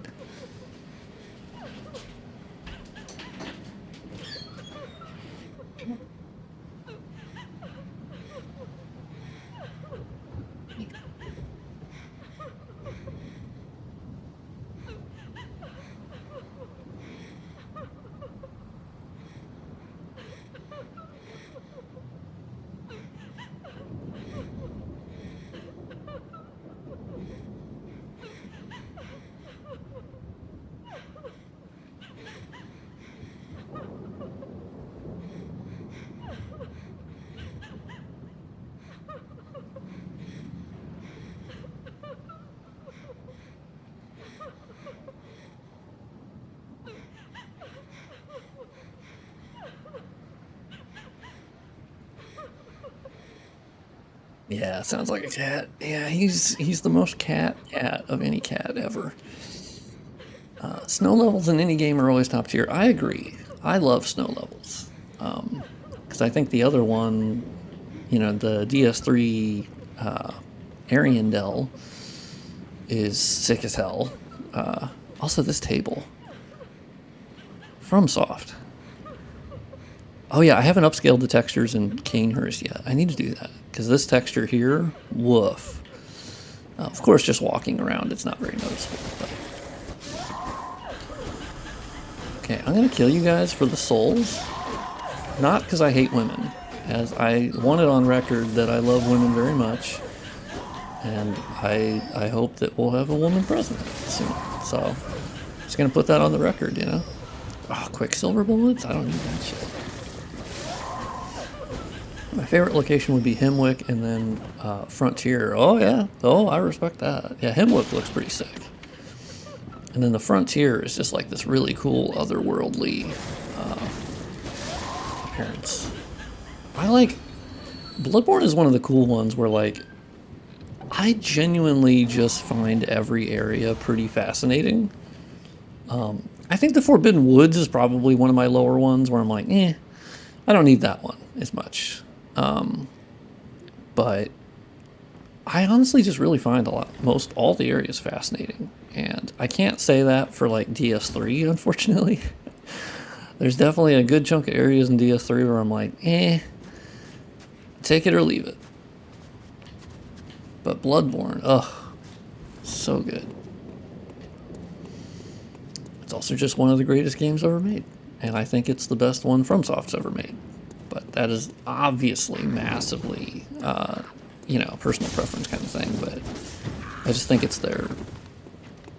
I don't know. It's just, it's such a fucking... Okay, you little bitch ass. I was just saying something very nice about Bloodborne, I'll have you know. And even the woods is pretty awesome. When they did galleries, you can see all the little details. Yeah, I mean, honestly, that's the thing. Like, even if I had to pick one I didn't particularly love, or it's not that I didn't dislike it. Like, the Forbidden Woods, I think, Forbidden Woods is actually pretty crazy when it comes to the density of how many trees and objects they have. It's crazy. Unbelievable what they stuffed into that little zone. Or not little zone, but... And then I do like the Shadows of Yharnam. Big fan. Oh, another chunk. Oh, I love this texture. That's the other thing I love about Bloodborne, is that it had so many bespoke assets that were not from a prior game. Like, occasionally you'd see one here or there. I think I've seen some DS1 stuff, just like occasionally, but most everything is just made purely for Bloodborne. And obviously DS3 used Bloodborne assets in it. So there's something about Bloodborne I really like, that it has mostly just bespoke assets. Same for Sekiro. Man, look at that distance. Like, look what you can see in the distance. Oh my god. This game. This game. It's, God, and I love the pacing of Bloodborne. I think the lore is just ungodly good, and the music is god tier, and like, I don't know, I can talk about Bloodborne forever. It's just... Oh, hey, bitch. Whoa, hey. Oh, okay, I was like, where the fuck were you at? Oh, let's not do that. Oh, I hate that attack. That's a bad attack. Oh, it's just such a good game. Unbelievably good game. And I know that's like the coldest take of all time, but I'm okay with it. I'll agree with the masses on that one. I don't have to be a contrarian. There, I will be with the masses. Oh, I know you're a little bitch. I know that. Oh, maybe not. Oh, nope, you are a bitch. You weren't actually that hard this time. Thank you. God, I love all the statues. Canehurst is just easily one of the sickest areas they have ever made. I can never get over Canehurst. It's just so cool. And I love that they created a huge homage to Canehurst in the... I can't remember what it's called in Elden Ring, but there's specifically a castle you go to that's very much like this, with statues everywhere. So cool. Okay, I know there's 2 guys at the end of this. I want a desert level? Oh, hell yeah. Now, I do know that apparently the Archthrones mod is going to have, like, the Karthus, which is a desert area, and it looked cool from screenshots. So, I'd be curious about that. It'd be the closest we get. But, yeah, that's true. They really don't do a desert area ever. Little bitch. Oh, Executioner. Nice. Although it doesn't hold a candle to the Canehurst set. Chalice Dungeons needed more love to be perfect. Maybe DLC. Yeah, I do agree that Chalice Dungeons... I think they were a very clever way of using what normally would have been left on the cutting floor, right? Or cutting room floor. Like, you know, cut content and all that kind of shit. I think it was a very clever way of still utilizing that, but you could have lower expectations for it, like the bosses weren't as finished, and but yeah, I do think it's something that, like, it reminded me of all the catacombs in Elden Ring that felt like they were crafted, but they felt very Chalice Dungeon-y.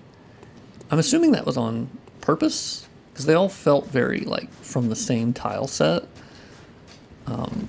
But I do think Chalice Dungeons offered this really cool way of allowing you to keep playing the game, and then...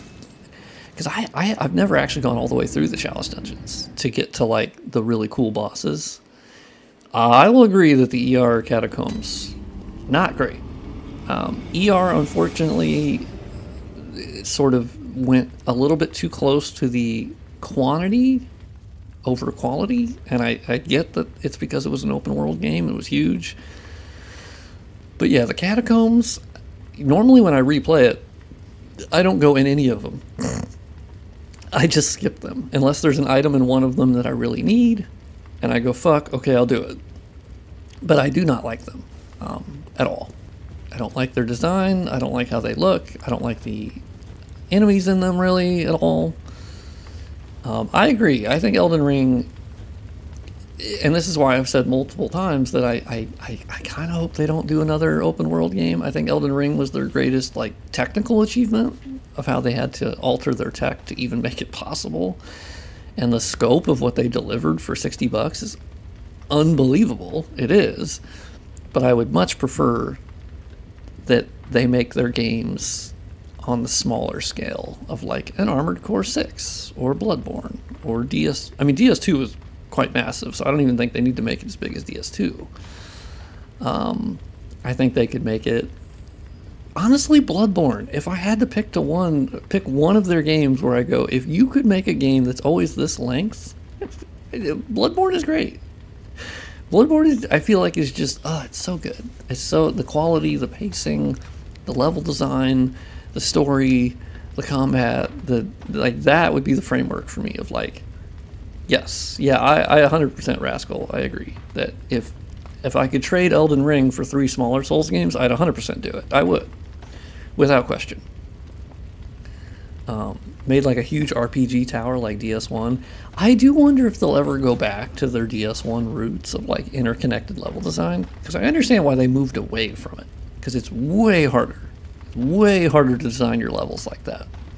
And that's where I think Bloodborne was, like, a really good hybrid of, like, some of that juice a little bit, but it was still easier for them to design levels, and they had nice shortcuts that linked back, and then you did have some events that, like, loop all the way around, right? Like Yosefka's Clinic and clever stuff like that.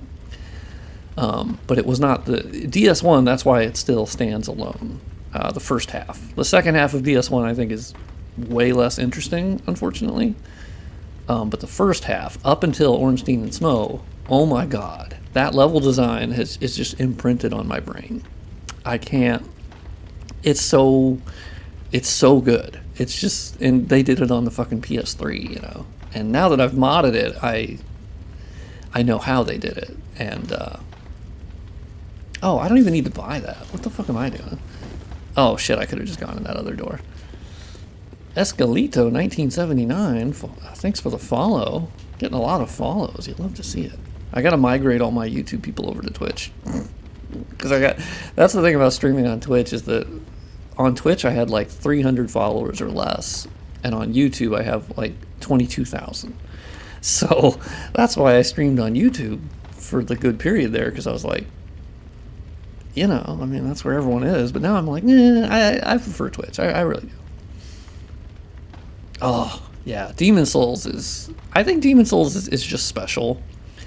You know, and when I see people play, you know, because a lot of people, more people played the remake than the original in terms of, I think, like, player count, probably. I could be wrong on that, because Demon Souls was out for a long time. So I guess if you add up the amount of people, but it was locked on PS3. I do blame Sony for never putting the original on PS4 in any way, which is a real shame. Like, they need to allow the original Demon Souls to live on, because the remake was released 4 years ago. Make a PS4 version of the original Demon Souls, and I would buy it. Put it on PC, I would buy it. Like, I don't know, that's just like money that you're passing up. Like, I would buy that shit. Are you kidding me? A PC version of the original Demon Souls? Fuck yeah. Like, I would buy it a lot. I'd buy it for other people. I would, you know, I don't know. I guess I don't understand why Sony is sort of sitting on an absolute fucking, I mean, I wouldn't say it's a gold mine, because they literally own just 2 of the FromSoft IPs, but those are the most, any other publisher would literally kill for that. They would kill to have a FromSoft owned IP. Are you kidding me? That's insane, especially after Elden Ring. Like, that's the most prized possession in the gaming industry, is if you could just have a fucking FromSoft game that would need to be released for a new audience, like, and you would just print money. You would fucking print money. It's crazy. It's one where, like, I would love to go to Sony and be like, dude, all of this is off the record. I don't have a recording device, I don't have anything, and I won't tell anyone, but I need to know, what the fuck is your thinking? What are you doing? How are you not capitalizing on this? I don't get it. And that's like whenever the new CEO, there's co-CEOs now, after Jim Ryan left, right? And I joked on Twitter that, like, the first thing I would do if I took over as CEO of Sony is I would say, I'd get everybody in the room and say, all right, what the fuck are we doing with Bloodborne? What are we doing? Give me the status report, because I need to know. Like, I'm sorry, if you think we're not making enough money, that is a guaranteed way to make money. It just is. There's no way that fails. And they're so rare that that's a reality. But there's no way that fails. And you would make back your investment multiple times over. It's unbelievable. I don't get it. I don't know. Yeah, Demon Souls Remake was certainly their excuse to show off what the PS5 could do, which, mission accomplished. It's still one of the best looking games of all time, and it's not even close. Like, oh, while I'm here, I probably should upgrade the Saw Spear, just as a backup option, because I have a lot of shards, right? Yeah, let me get my Saw Spear up, because I need a serrated weapon as a backup, you know? Last Demon Souls playthrough, I killed myself 3 times in a row and won 3 by my character auto-climbing a small wall and falling off. So yeah, Demon Souls is fascinating to me, because if I remember correctly in the original release, they never told you about the, like, wall climb thing. And the remake obviously fixed that, where right in the tutorial they mention, here, you need to do this, so go over the wall. There you go. And the original one, as far as I remember, I don't remember ever seeing a message that says, here's how you use this. They just didn't tell you. And then they had that beautiful thing in the Nexus where they literally barfed out tutorial messages, and maybe that's where one of them was for the you know, go over a wall thing. I love that they literally just couldn't think of a good spot to put these, and they just barfed them in the Nexus. And Bloodborne, of course, slightly honors that by putting some tutorial messages in the Hunter's Dream, or at least I assume that's an homage to Demon Souls. I really don't like the remake. Like, who comes to Souls games for max fidelity? I agree. I agree that it is not the... Yeah, it's not what they're about. Very true. I am partial to the remake in that my preferred version is the original. My original version is absolutely the original version. Like, that's my preferred 1. If I'm going to recommend people play it, well, to be fair, when it's like a new person who just came from Elden Ring, no, I don't recommend they usually go back to the original. Usually I will say the remake, and then I will say, now here's what happened. They did change some things. You know, some art design things are changed. I do recommend playing the original after you play the remake. Go back and see what the original was. And around the time that they would play Dark Souls 1. Because I think the speed and even the remake, to be honest, is hard. I've seen people quit the remake. I've seen people quit, and it's not because anything with the remake. It's because of the archstone distance. The runbacks are very difficult. The healing system is a little wonky, and it's like the roughest around the edges. I think it's obviously it's the first one of the Souls genre. I would agree that I think that's what bugs me about it. What's up, Don Lee? I like the taco thing. What the hell? I don't know. What bugs me a bit about the discourse around the remake is that people shit on things they did change, but they don't talk about the giant 95% of things that they didn't change. Like, I think we should give them credit for both. Like, we say, fuck you for changing these things, but then we don't give them any credit for all the things they didn't, and then even we give them criticism of the things they didn't change. Like, and I would say from a personal experience of updating some of the FromSoft games on my smaller scale, not remaking them, but better textures and different lighting and all that, I will say it's incredibly hard. And it is a thankless, well, I wouldn't say it's a thankless job, it's a hard one, because every change you make, it's a balance. And I think remaking is the toughest because you're remaking the assets. And remaking it for PS5 level versus PS3, I understand that was their argument for why Boletaria was so different, is that they were like, well, the original was very, like, the design, the Eastern European style castle, they found difficult to make a sufficiently impressive looking mesh with how those are just sort of like flat castles as is, which I get, but I think they obviously went vastly a different direction. So yes, I would agree that one of the biggest missed opportunities for them is that they did not allow you to switch to the old OST, because there are certain versions on that new OST I don't like. Like the Maiden Estrella, I'm like, y'all kind of messed this one up. Like, I think a lot of the new OST is perfectly fine. I get why they did it. I get why it's more orchestral, because FromSoft games themselves went to a more orchestral OST as the games went on. So they obviously took inspiration from that. I get that. But Maiden Estrella, I'm like, y'all fuck with that. That was supposed to be a very sparse arrangement, and you kind of fucked that up, and I don't like that. So there are occasions where, like, yeah, I wasn't happy with that. I wasn't. But yeah, if there was a toggle for the original, now of course when it releases on PC, that will be probably the first mod that comes out.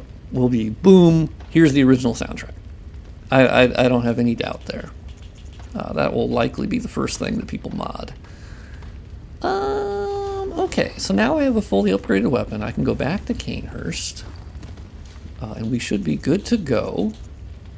I do have a good amount of insight, but now I don't need to use it, so I'm a little dum-dum, so all the orchestral boss themes sound the same in my head. Well, so that's the thing. I think whenever we think about it, for people who had never played Demon's Souls before, there's already a Silent Hill 2 remake mod with the original soundtrack. That sounds totally, that makes total sense, yeah. If you look for changes in design, dialogue, and music, it doesn't respect the original. I would agree. There's obviously working on the original Demon's Souls and working on that mod. Yes, I've noticed there's quite a few things where the remake version was just like a bland version. When they would switch something, like they switched that model that was in old King Doran's room behind him, and they just changed it to like a really generic looking knight, and I'm like, well, what the fuck is that? That I do think of like, well, okay, well, fuck you, like, what are we doing? Thank you, Rune Knight, for the follow. why would we do that? Now, from what Lance McDonald has been saying, and he didn't like leak the documents, but he's like, I looked at their design documents for the remake, and their inspirations were like Dark Souls 3, Bloodborne, and then they had another game that was on there. And it was like, no,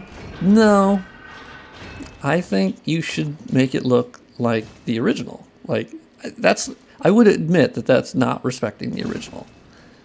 If you look at the original and you go, well, let's look at these other games and then use them as inspiration, I would say, well, no, use the original as inspiration. That's your job. Your job here is the original. And so I do think they failed on that. I think most of the game, overall, I think it does maintain the people I've seen who've played the remake, and it was the first time for them playing Demon's Souls, I do think they came away with the same special feeling of Demon's Souls, and I can at least give it credit for that. And maybe that's just because the original is so good that when they played the remake, they still got that feeling of like, oh shit, I see why this is special. Now, whether that's Blue Point's, doing or not, I don't know. I think it came across why it was so special. I disagree with some of the changes, but I think there's a lot that they didn't change. That, yes, there's a lot of things like Maneater. Could you have tuned up his AI not to be so fucking coked out of his mind? Yes. I think that's one where, like, y'all should have tuned that up. Because Maneater, that AI fucking sucks. My guy is drunk off his ass, flying around, glitching. What are we doing? Like, what are we doing with the animations? It looks awful. That's one where I am a little surprised that they didn't tweak that. Like, I don't know how many Demon's Souls people were going to be pissed about that, but also, I'm not in the room when they're making those decisions. I think when you're doing a remake, it's hard to decide what to change and what not, and what will piss people off. What are fans willing to accept as a change? I don't know. I guess lore-wise, they are high on crack. That's true. I was like, can we just make the flying animations look a little bit better? Because the guy, it just looked like they were just moving him on a Z-axis, and he wasn't like animating correctly. It's bad. Like, it just doesn't look good.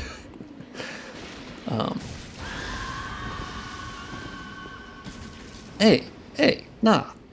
No. Oh, isn't this where they put like a debuff on me? Oh, I don't like this. Yeah, I will agree that they didn't really seem to understand the original, and obviously I have experience from another sort of remake project, well, remaster project in this case, which was Q-Lock, which it does seem like Q-Lock didn't fully understand Dark Souls 1. And that's why they had a similar case where one of their inspirations, obviously, was Dark Souls 3. Because, of course, the remaster came out in 2018, and Dark Souls 3 was the last example they had of a game from FromSoft. Unfortunately, it seems like they had taken inspiration from that, when that just really isn't what you should have done, because Dark Souls 3 is a different game, and it was meant to be later in the cycle of the linking of the fire, and that's why it's so dour and washed out, right? Because the entire world itself is sort of collapsing in on itself, and they unfortunately took that and washed out some of Dark Souls 1's aesthetic, and they also messed up some armor, and yeah, so I don't know. It's a hard job. Oh, do I need to climb on that? Am I having a brain fart? I think I'm having a brain fart. Oh, got it. Also, if they do a remaster of Bloodborne or re-release, please allow us to rebind the jump to the left thumbstick, please and thank you. Now that is one where, like, is an easy fix. Like, that's one where I think everyone could agree that, like, yeah, that's a good idea. We like that. Like, because the games themselves move to the left thumbstick for jump. Pre-Elden Ring, of course. Credit to Dark Souls 2, which I do think it's weird that Bloodborne did not maintain that. kind of weird. I know they were developed simultaneously. They had overlap, but it does seem odd that, yeah, DS1 Remaster, you can just rebind it. Exactly. It's a total, and then also the one thing the DSR does not, most people don't talk about, well, one really nice feature that you can't even get in the FromSoft games, or at least in DS3 and before, is rescaling the UI. It's so nice in the remaster. You can just go in and toggle it to be smaller. Because the Dark Souls 1 UI by default is fucking massive. It takes up so much of the screen. It's crazy. So that was a great feature. They did some nice quality of life, and I just wish the visual side. But then again, it gave me work to do on the mod, right? So, like, it's been something I've really enjoyed working on. Oh my god, that's why you guys are bitch asses. That's right, you guys go sicko mode. Oh my god. Jeesh. Oh my god. Oh my. Oh, I'm getting shot by someone else. What the fuck? Ow. Ow, bitch. Ow. Ow. Also, just a larger point about, I think, what the industry could learn from FromSoft is that you don't need to make games where the eyeball is visible and perfectly reflects the entire world. Like, you don't need to do that. The FromSoft games have proven that you can have insane art direction carry the entire game, and you don't have to spend 7 years on a fucking game. You don't. Like, you don't need to spend hundreds of millions of dollars in 7 years on a video game. Do what FromSoft does. Reuse animation, reuse assets. It's a lot smarter. And also, keep your fucking staff. Stop, contracting people and then dumping them after the game is made. You're not saving any experience, Have you or someone else explained why the visuals are so different in the DS1 Remastered? Yeah, I mean, so the reason why they're different, because I've gone through essentially every file between the two versions at this point. I have spent 1,500 plus hours on Dark Souls 1 just on its own. And so I can tell you exactly why the visuals are different. So obviously they moved to a different renderer. It obviously went from DX9 to DX11, and they did upgrade it to a massively improved renderer. It's called forward clustered renderer, and it's so much better. It's like the same type of renderer that Doom Eternal uses, and it's efficient as fuck. It's great. Unfortunately, as they did that, their material setup changed a little bit, and so the way that armor's handled is more complex and not great. And so the armor doesn't really look as good and as shiny and handled nearly as well as Prepared to Die Edition. So I'm working on that. Beyond that, their albedo textures, the actual diffuse textures that you can see, there's at least half of them that are artificially washed out. They had their contrast adjusted. And presumably it's because they were going for a more washed out look, which is obviously Bloodborne and DS3 are more washed out in general than Dark Souls 1 or 2. And I'm assuming that was their inspiration, right? Let's go with the most recent FromSoft games we have to go off of, which admittedly were those two games, And I think it's a mistake. And so they were like, okay, so let's update it for that. They changed the fire effect, I think, the bonfires to look a little bit closer to DS2, DS3. And I think it's not terrible, but it did lose the cosmic, like, sort of ethereal nature of the DS1 bonfire. But to be fair, FromSoft also moved away from that bonfire design. And DS2 and DS3's bonfire, by comparison, I think is pretty boring looking. DS1 is the only cool bonfire look in Prepared to Die Edition. Yeah, the washed out look is not ideal. I think there's certain areas where it's actually not that different. It's mostly like an Undead Burg. Firelink Shrine looks different. I think Anor Londo actually looks pretty decent in the remaster. It varies. The biggest things we got out of the remaster that it doesn't really get credit for, and it should, as I try to be even-handed with that, as I think it's easy to shit on those things, but the remaster gave us normal maps and specular maps for every goddamn surface. That is huge. That is something that Prepare to Die Edition was lacking. It had normal maps for certain surfaces, but it basically represented, it was the same as Demon Souls, essentially, PS3. A little bit improved, where there were more normal maps. But there's a lot of surfaces in Prepare to Die Edition that just have no specular map, no normal map, and it is just a flat texture. Which, you know, for the time was fine, but the remaster added normal maps for fucking everything. And they're obviously really good normal maps. So, like, they did really good work on that. They obviously updated the resolution on reflections, planar reflections. The mesh LODs were actually better as well. They pushed them out a little bit more to where they were not doing some, you know, these distance decimations of the geometry. They also had better particle effects. I think not all of them. I think the item drop one I still prefer from Prepare to Die Edition. But a lot of the other particle effects, like the torch ones, oh, they're such higher fidelity. And even artistically, I think they look actually really quite good. I don't know, but we got a lot of technical improvements. I think, unfortunately, artistically, it obviously fell down. It was not. Not to mention, I think for a remaster, it also was a letdown in terms of the texture resolution.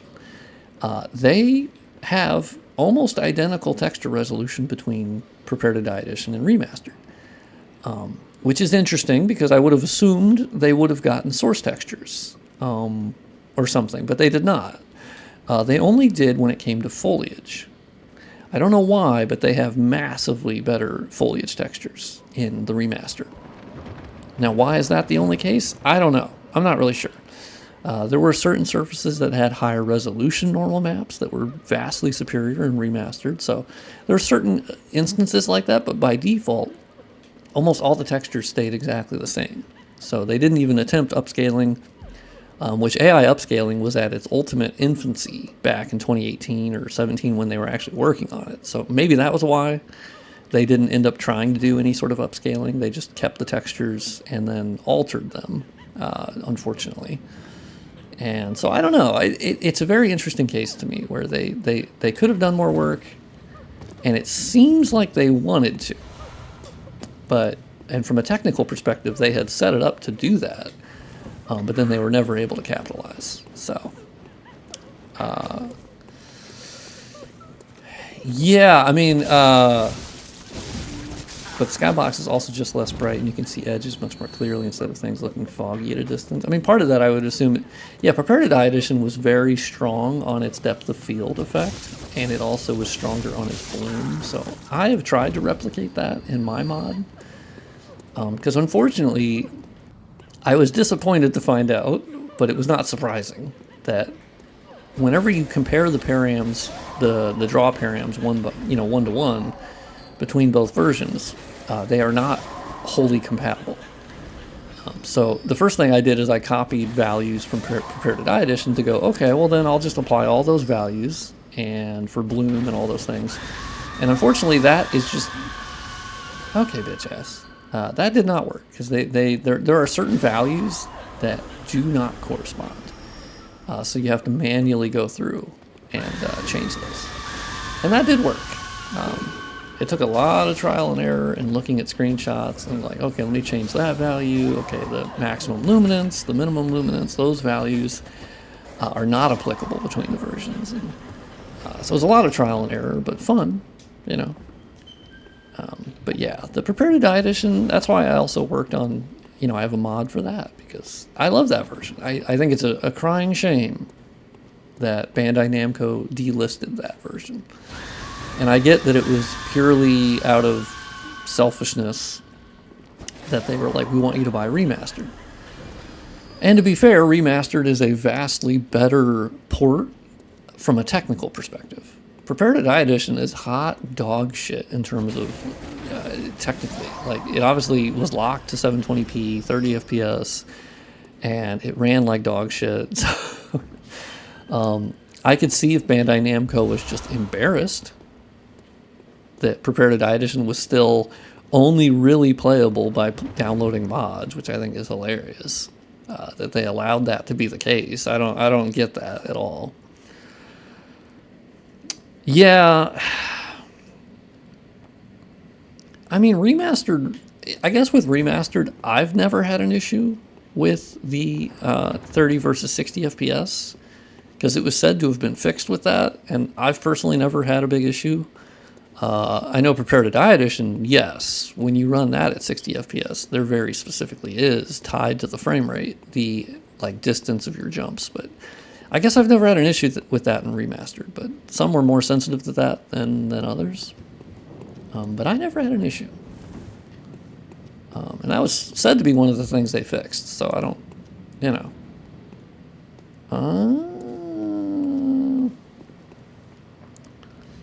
Were they done on purpose? I mean, that's one where you wonder if they just didn't understand the original very much, and that's why they accidentally changed some of those things. It could be. I personally think they changed some of the bloom and the era that it was from because they were targeting like DS3 and Bloodborne in terms of like aesthetic a little bit more. And so I do think most of it was purposely changed, which I don't like. But I also, once again, I do defend Dark Souls Remastered in terms of like, I think it is a good version of the game that if people play in a vacuum, they would never know any of these things and they end up loving it. So I don't know. That's usually where I come from of like, the one thing I'm mainly focused on is is it a version of the game that retains the magic of the original? And do people walk away understanding how special the original game was? And I would say for Dark Souls Remastered, it absolutely does. It does have changes I don't like, but I don't think it fundamentally changes the game that it is. And I think it's only noticeable by us nerds that would know the original, right? And I'm always going to advocate that they should stick to the original as much as humanly possible, but I also don't want to demonize those projects, because once again, I don't know the people that were working on them. I don't know the instance. I don't know all of the context around those projects and the stress they were under, the timelines, the budget. I have no idea. So like, I can hate on them, but I do try to remember that I don't know enough about them. So trying to be aware of like what I don't know, right? You guys thought you would get me? I don't think so. I got too much damage. That's what I'm saying. Oh yeah, great memories of playing Prepare to Die Edition with DS Fix. I still play the Prepare to Die Edition once a month, probably once every couple months, just because it's, it's the original vision, and I think there's something special about that. You're clearly not hateful enough. I'm not, and maybe it's because I work on remastering the games myself, and so I do think I'm a little bit more empathetic of anyone working on those projects, because it's also a project that's worked on by a lot of people, and the decisions that may have been made about different artistic things, like, I don't know, I'm unlikely to hate things as easily, because it's hard work, and I don't know. I would need to know more about the people who worked on them, and I think if I just interviewed all of them and they were like, yeah, we didn't really like the game, fuck the game, and that's why we did this, then I would be like, okay, now I have reason to not like it. Also, if you're going to remaster the game, guys, please fix this texture. Oof. Whenever I get people that say, oh, I think the textures in Bloodborne are 100% like totally fine and high resolution, I go, I'd go, trust me, I have trained my eye to notice things. I assure you, there are a lot of high quality textures in Bloodborne, but I'll tell you, there's a good amount that are not. So, just saying. I am not one who says that there's no work to be done on Bloodborne at all. And I think sometimes they conflate that with, if you say that there's something that needs to be modded or like upgraded, they go, well, that means you don't love it as much as I do. And I go, no, it just means I can see with my eyes that is an incredibly low resolution texture that shouldn't be a low resolution texture. And that's why I fix them in my mods, but I don't think that means I love them any less, And I think if you don't notice those things, that's totally fine, but I think if you showed that to FromSoft, they'd be like, oh yeah, okay, we'll clean that up. We'll do high resolution. Sometimes it's just scaling as well. But even like, look at these textures. I mean, just look up close to that.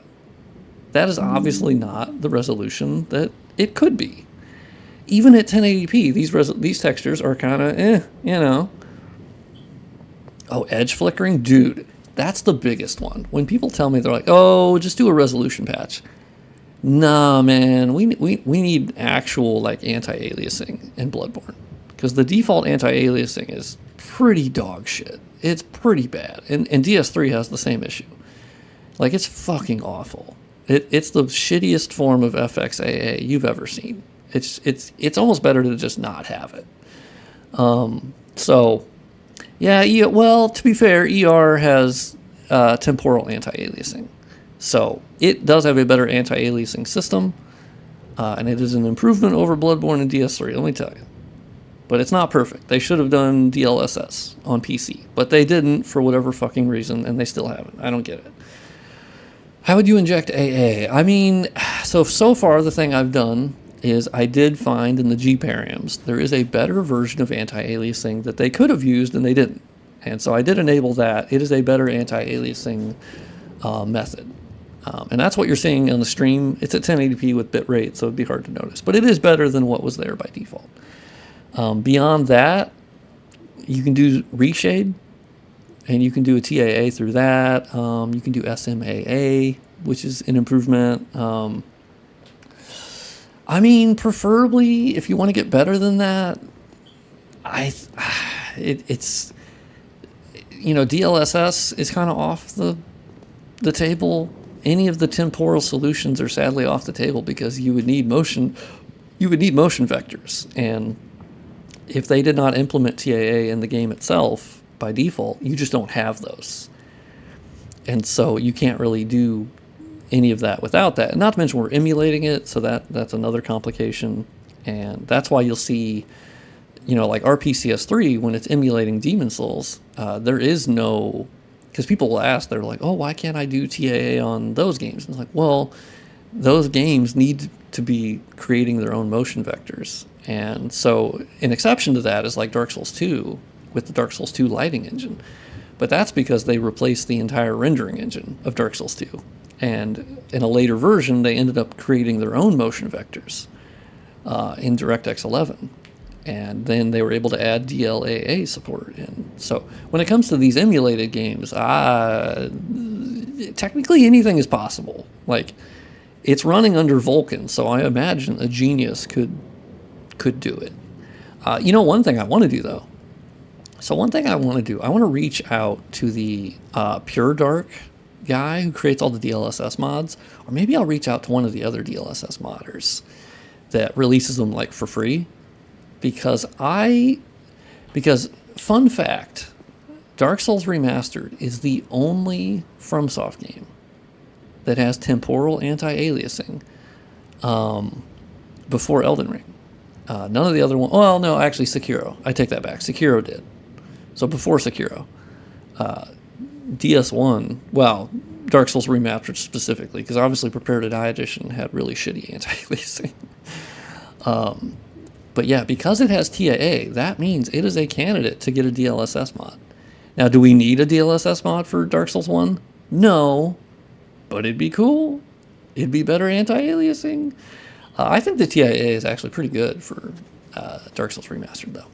Do you think most devs are going to start using Unreal?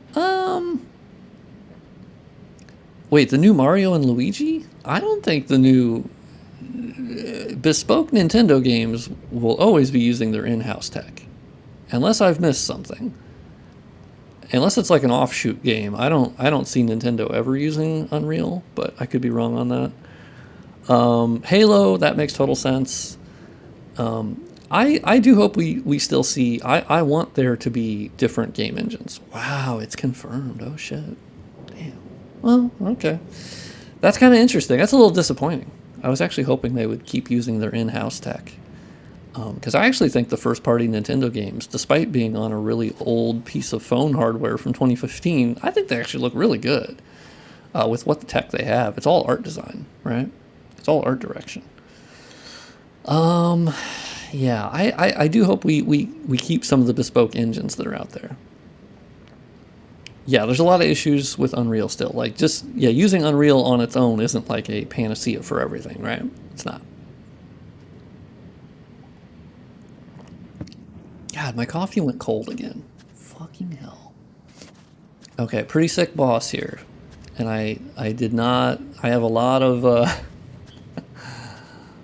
unfortunately have a shitload of blood echoes.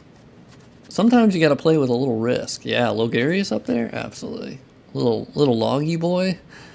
Yeah, I'm hoping that, like, I'm happy to see Decima become used outside of just Gorilla.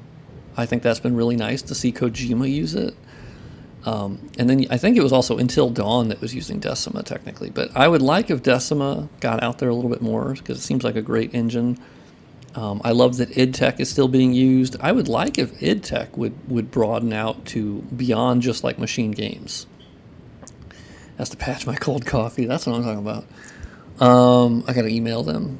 But I do hope id Tech, because Microsoft owns it and Microsoft has this giant stable of developers, I would kind of hope that they could broaden id Tech out. Now, admittedly, id Tech is geared around first-person shooters, so I can understand.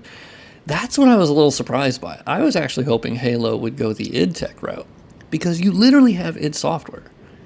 They can help you with any issues. Like, but I understand Unreal being the most documented engine in existence.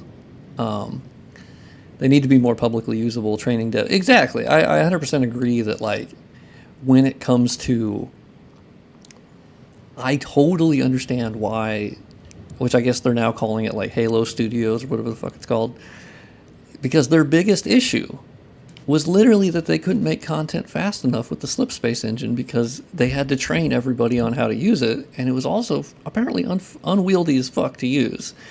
And so you can get so much more talent by saying, we run on Unreal, and there can be people saying, oh, I have Unreal experience. Okay, cool, got it. And you can have customizations on top of that, obviously, because Unreal is not some magic solution that's going to fit. I hate when people say, oh, FromSoft should use Unreal. I'm like, first of all, no.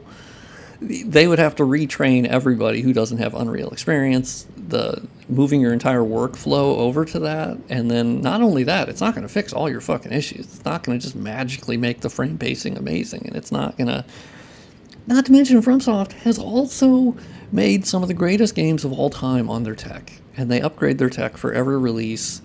And it's allowed them, they obviously are very comfortable with this tech. And it's allowed them to create some of the greatest games of all time. I don't know how you fuck with that. Like, no. So that one, I go, nah, no, I'm not listening to that. Because, oh, let's play this cut. Oh, cutscene's still fucked up. Still a sick-ass cutscene, though. Yes, a lot of studios they'll contract so many people, and then they just dump them. And it's like, well, you're not gaining experience. And you need to house that experience. And I'm Unreal's strongest warrior. Warrior against Unreal, or you're the strongest warrior for Unreal being used? Because I will say the other thing I love is that, like, Demon's Souls Remake, I think, is a great example of their own in-house engine being fucking sick. Oh, Bethesda? Yeah, I do think Bethesda's tech is just not being upgraded terribly well.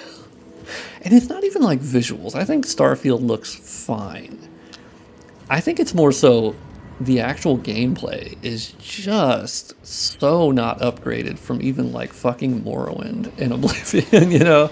Like, I was watching someone play the Shattered Space DLC, and I was like, oh my god, they still play like this shit? Oh my god. Like the cutscenes of like where you're just standing in a group of like 7 NPCs, and that's the whole cutscene, and they're just having this really bad lip syncing, and I'm like, man, this is really what y'all are doing? I don't know, man. And then even like the story-based things are just walking through this area, and I don't know. There's just something about it that felt really like old hat. I don't know. I was like, ugh, not fun for me. Yeah, I do feel like they really have just, I don't know.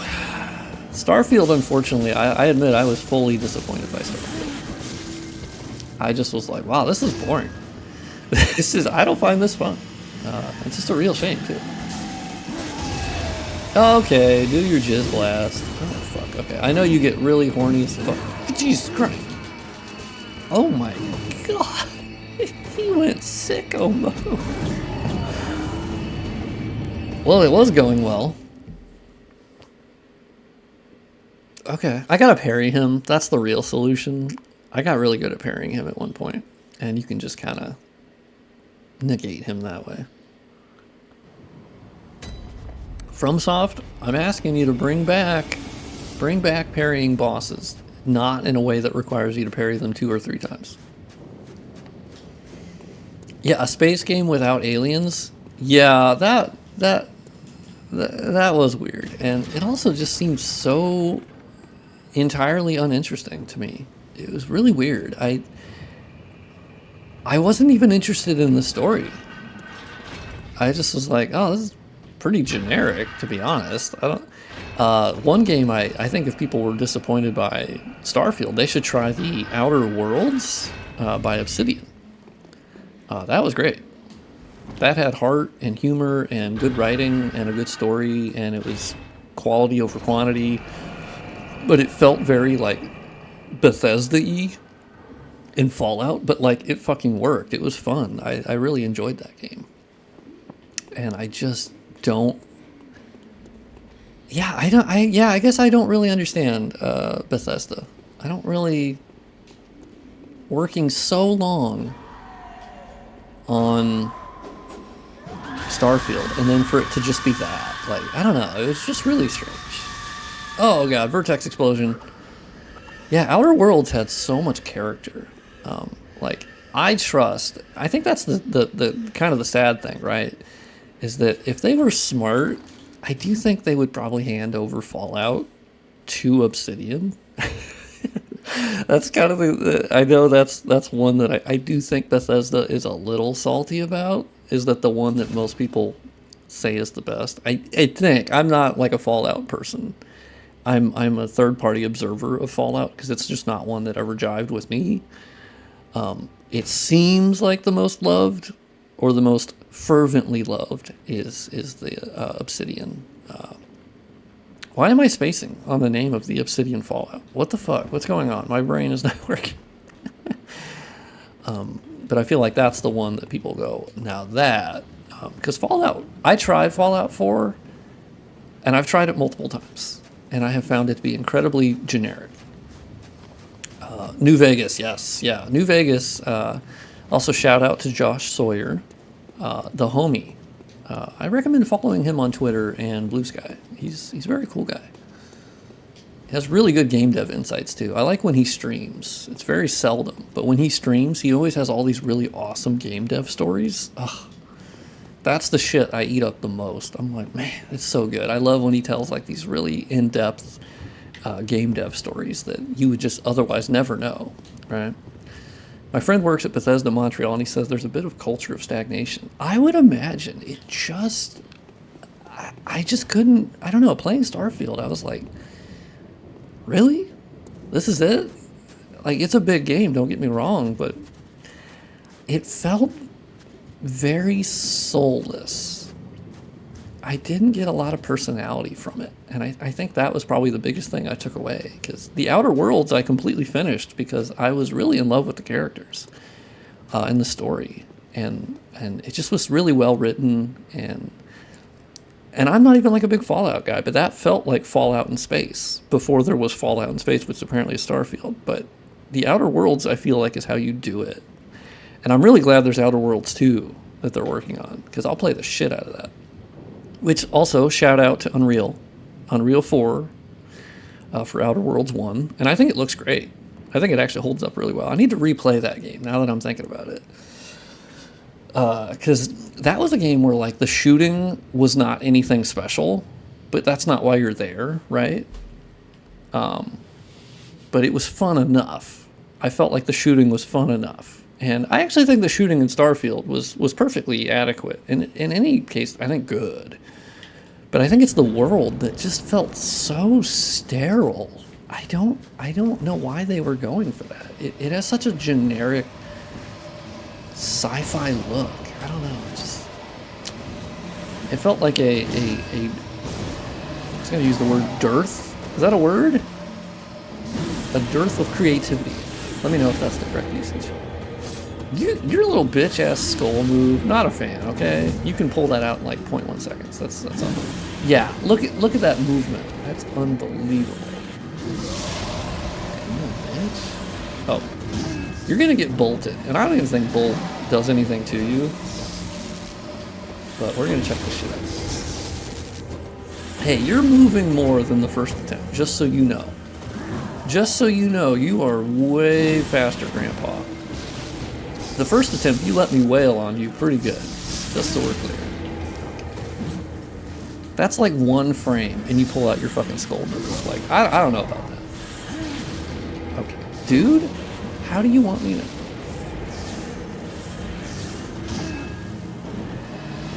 Oh, don't be a little bitch ass. Okay, well, I clearly got up at exactly the wrong fucking time, but that's just me. Okay, don't jizz blast me like last time. Oh, I need to... Okay, well, I didn't know the jizz blast was that far. Okay, well, I shot way too quick. Ah, fuck. Oh, God, he's going sicko mode. Oh, wow, my parry... My shot completely went over his shoulder. What the fuck was that? Oh god, oh god.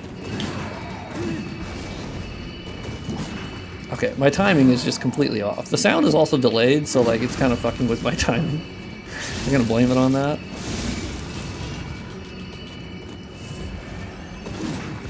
Ah, shit. Ah, fuck. Timing is just... Timing is not great.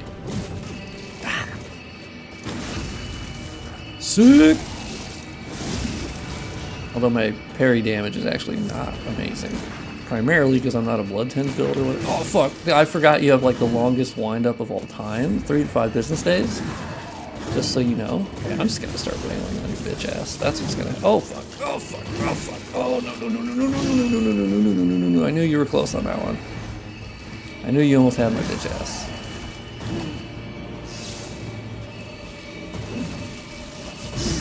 Whoa, ow. Oh, I had a big stutter. I'm blaming that on the stutter, just so everyone's clear. I'm blaming that on the giant frame skip that happened there. Fuck.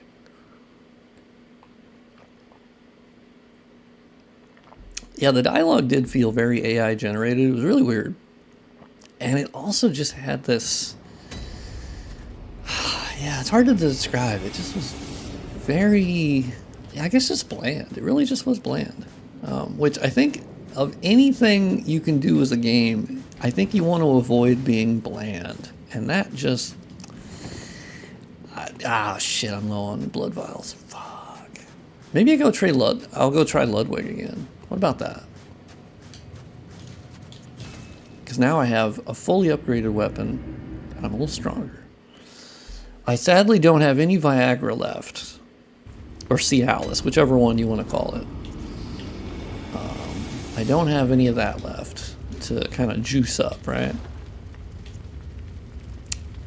Really, I can't even buy? I thought eventually I'd be able to buy the Beast Blood pellets, you know? Repeating pistol, no thanks, no thanks, don't need that. What's at the Insight vendor? I forget. I know there's like, there's bolt paper. Yeah, I've already bought a lot of that. Wow, nothing else, okay. Shit. I guess I need to just eat my Ken Cold Blood and then buy a fuckload of vials. Otherwise, I have to go and farm vials, which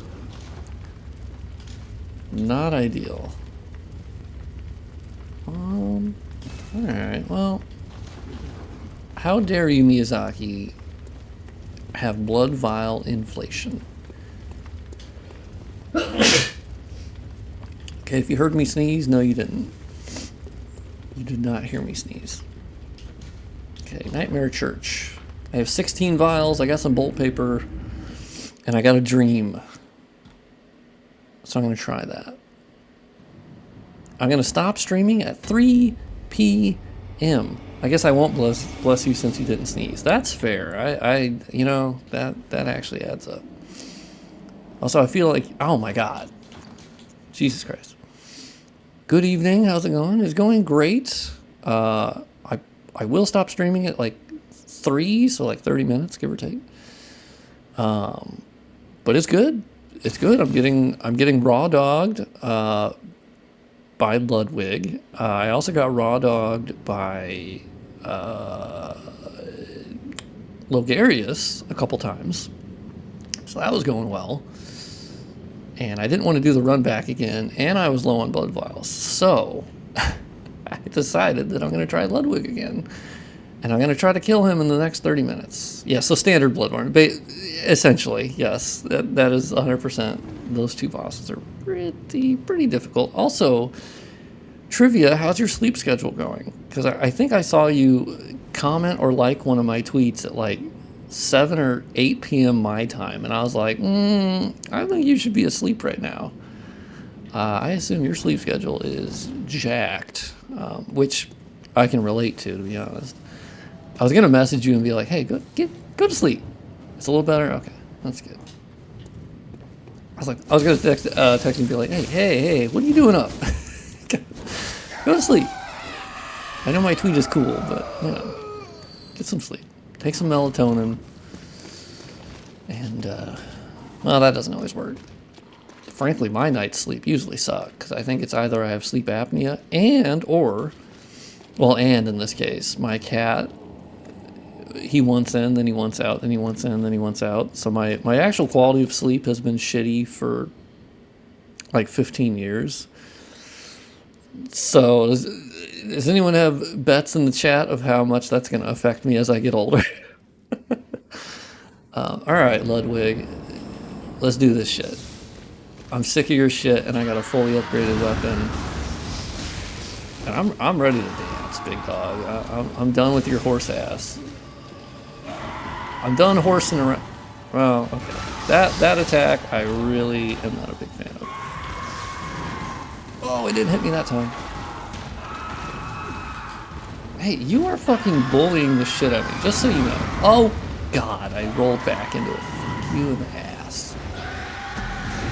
Oh, was I not dead? I may not have been dead. I feel like that took longer. Fuck.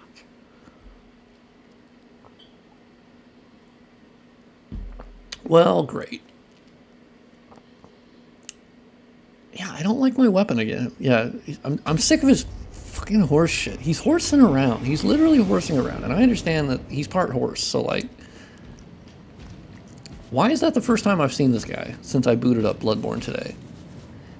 For some reason I have not seen that guy walk to his post. Maybe I need to farm him for like blood echoes or some shit.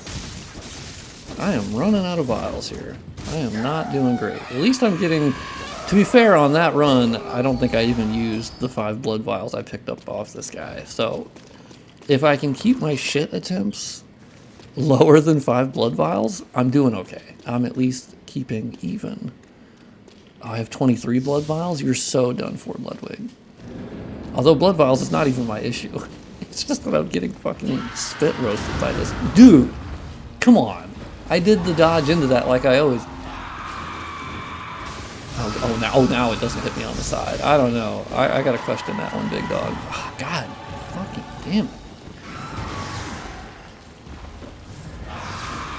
I hate your spin cycle move. I really... Oh, wow. Huh. What the fuck did you hit me with, big dog? Okay, yeah, roll back that way. Woo!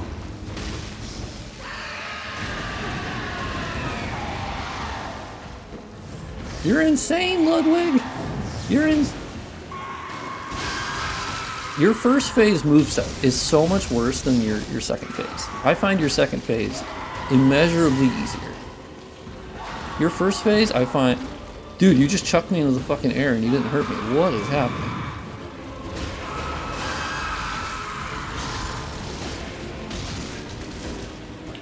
Also, we do have Ludwig's music, which I fucking love. Fuck you. Fuck you in the ass, you dumb ass. One shot? Really? We have a one-shot move? I don't remember getting one shot by that. Do I need to put on better gear? I know gear doesn't mean that much in Bloodborne, but fucking hell. Give me a little bit more damage reduction. What is happening? I mean, I know I'm still like low level. Like I'm 60, and most everywhere online they always recommend like you be 69, which nice. As a minimum. Jeez. Oh, well, fuck. I mean, I don't have any armor at all, so that's great. Okay, so physical defense, blunt thrust. See, I've never fully understood this. So this one has physical defense 110, but the blunt and thrust is lower. This one has lower physical defense, but the blunt and thrust is higher, but it's listed underneath the physical defense. I've always found that an odd, confusing setup. Black textures are an error. Yes. Yeah, it's how it's handling the blood particle effect. That's still not quite working in the emulator yet. That's been a long-standing issue. So I'm assuming Ludwig is blunt, right? Can we confirm if Ludwig is blunt damage? I probably should just Google it. But I'm assuming he's blunt. So Arcane. Bolt is a little bit higher resist. You know what? Fuck it. We're going to put the Executioner's shit on because I want my blunt damage to be better. Because I'm assuming he's got to be blunt. He's a big-ass blunt, right? He's a big fucking blunt horse, and I hate him. I hate him. Also, the other thing I want to fix about this weapon is I hate the running attack. Look how bad this running attack is. What is that? It's not even an attack that does a lot of damage. Main damage type phase 1 blunt damage. Oh, okay. Yeah, I imagine the second one was more arcane. Thank you, Meth. I respect it, and I'm glad that I was correct in my assertion it was blunt damage. Now I am going to use my big-ass fucking hammer because I want to break his goddamn limbs, and I want to get a visceral, and I have yet to be able to stagger him. And I'm assuming it's because I'm not using the big-ass weapon. Although I very much do not like this moveset as much as the untransformed version. But we shall see. And I don't have my Viagra. See, I don't get why sometimes I don't get hit by that and sometimes I do. Like, I don't know. I feel like I'm doing the same dodge into it. And it just doesn't quite...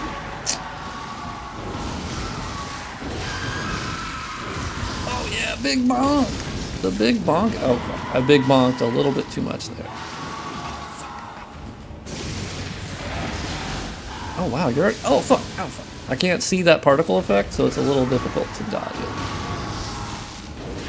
Uh-oh, he just went rainbow sicko mode. Oh, I hate this move. I literally can barely tell where the fuck that move is. It's even... God, shit. Man, he is just brutal.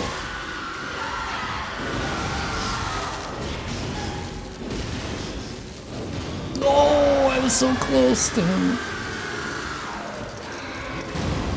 Oh, see, that's one where, like, I figured... I felt like that hit me, but it didn't.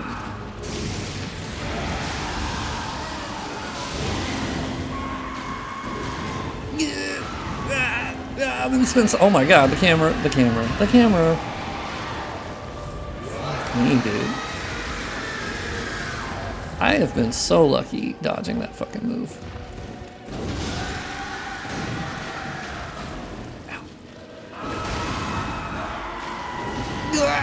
Fuck. I got stuck in my animation. Oh my god, I'm kind of surprised I didn't get fucking owned in that one.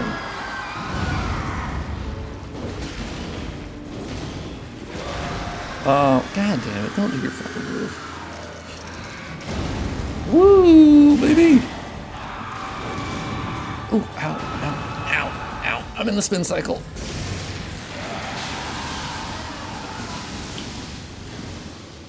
Okay. Whew. Man, this is stressful as fuck. Ah! Shit in my fucking ass. Shit in my goat ass right now. Okay, alright. You know what? Yeah, horse around. Dumb bitch. Oh my god, I'm praying for the second phase. I'm praying for this. I'm so close.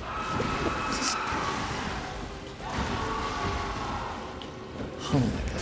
Oh my good god. Ah, I'm stuck on a fucking body. Oh, you... No fucking way. Are you kidding me? Oh my god. God bless. Oh, let's play the cutscene. And I'm gonna shut up.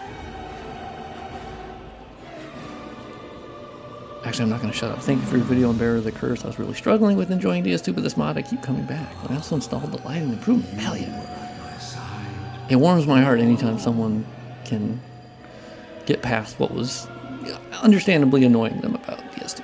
Anyway.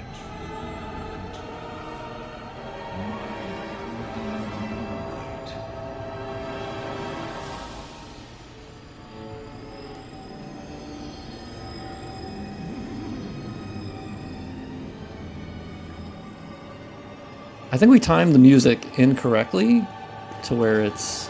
Okay, I'm gonna go back to... Oh shit! Oh fuck! Fuck my ass. Oh, ow! It hurts. Oh, ow! It really hurts. Oh, it double hurts. Okay, I'm not used to his moveset. I gotta be honest with you, I'm not used to his moveset. Oh, I know that move. I know that move.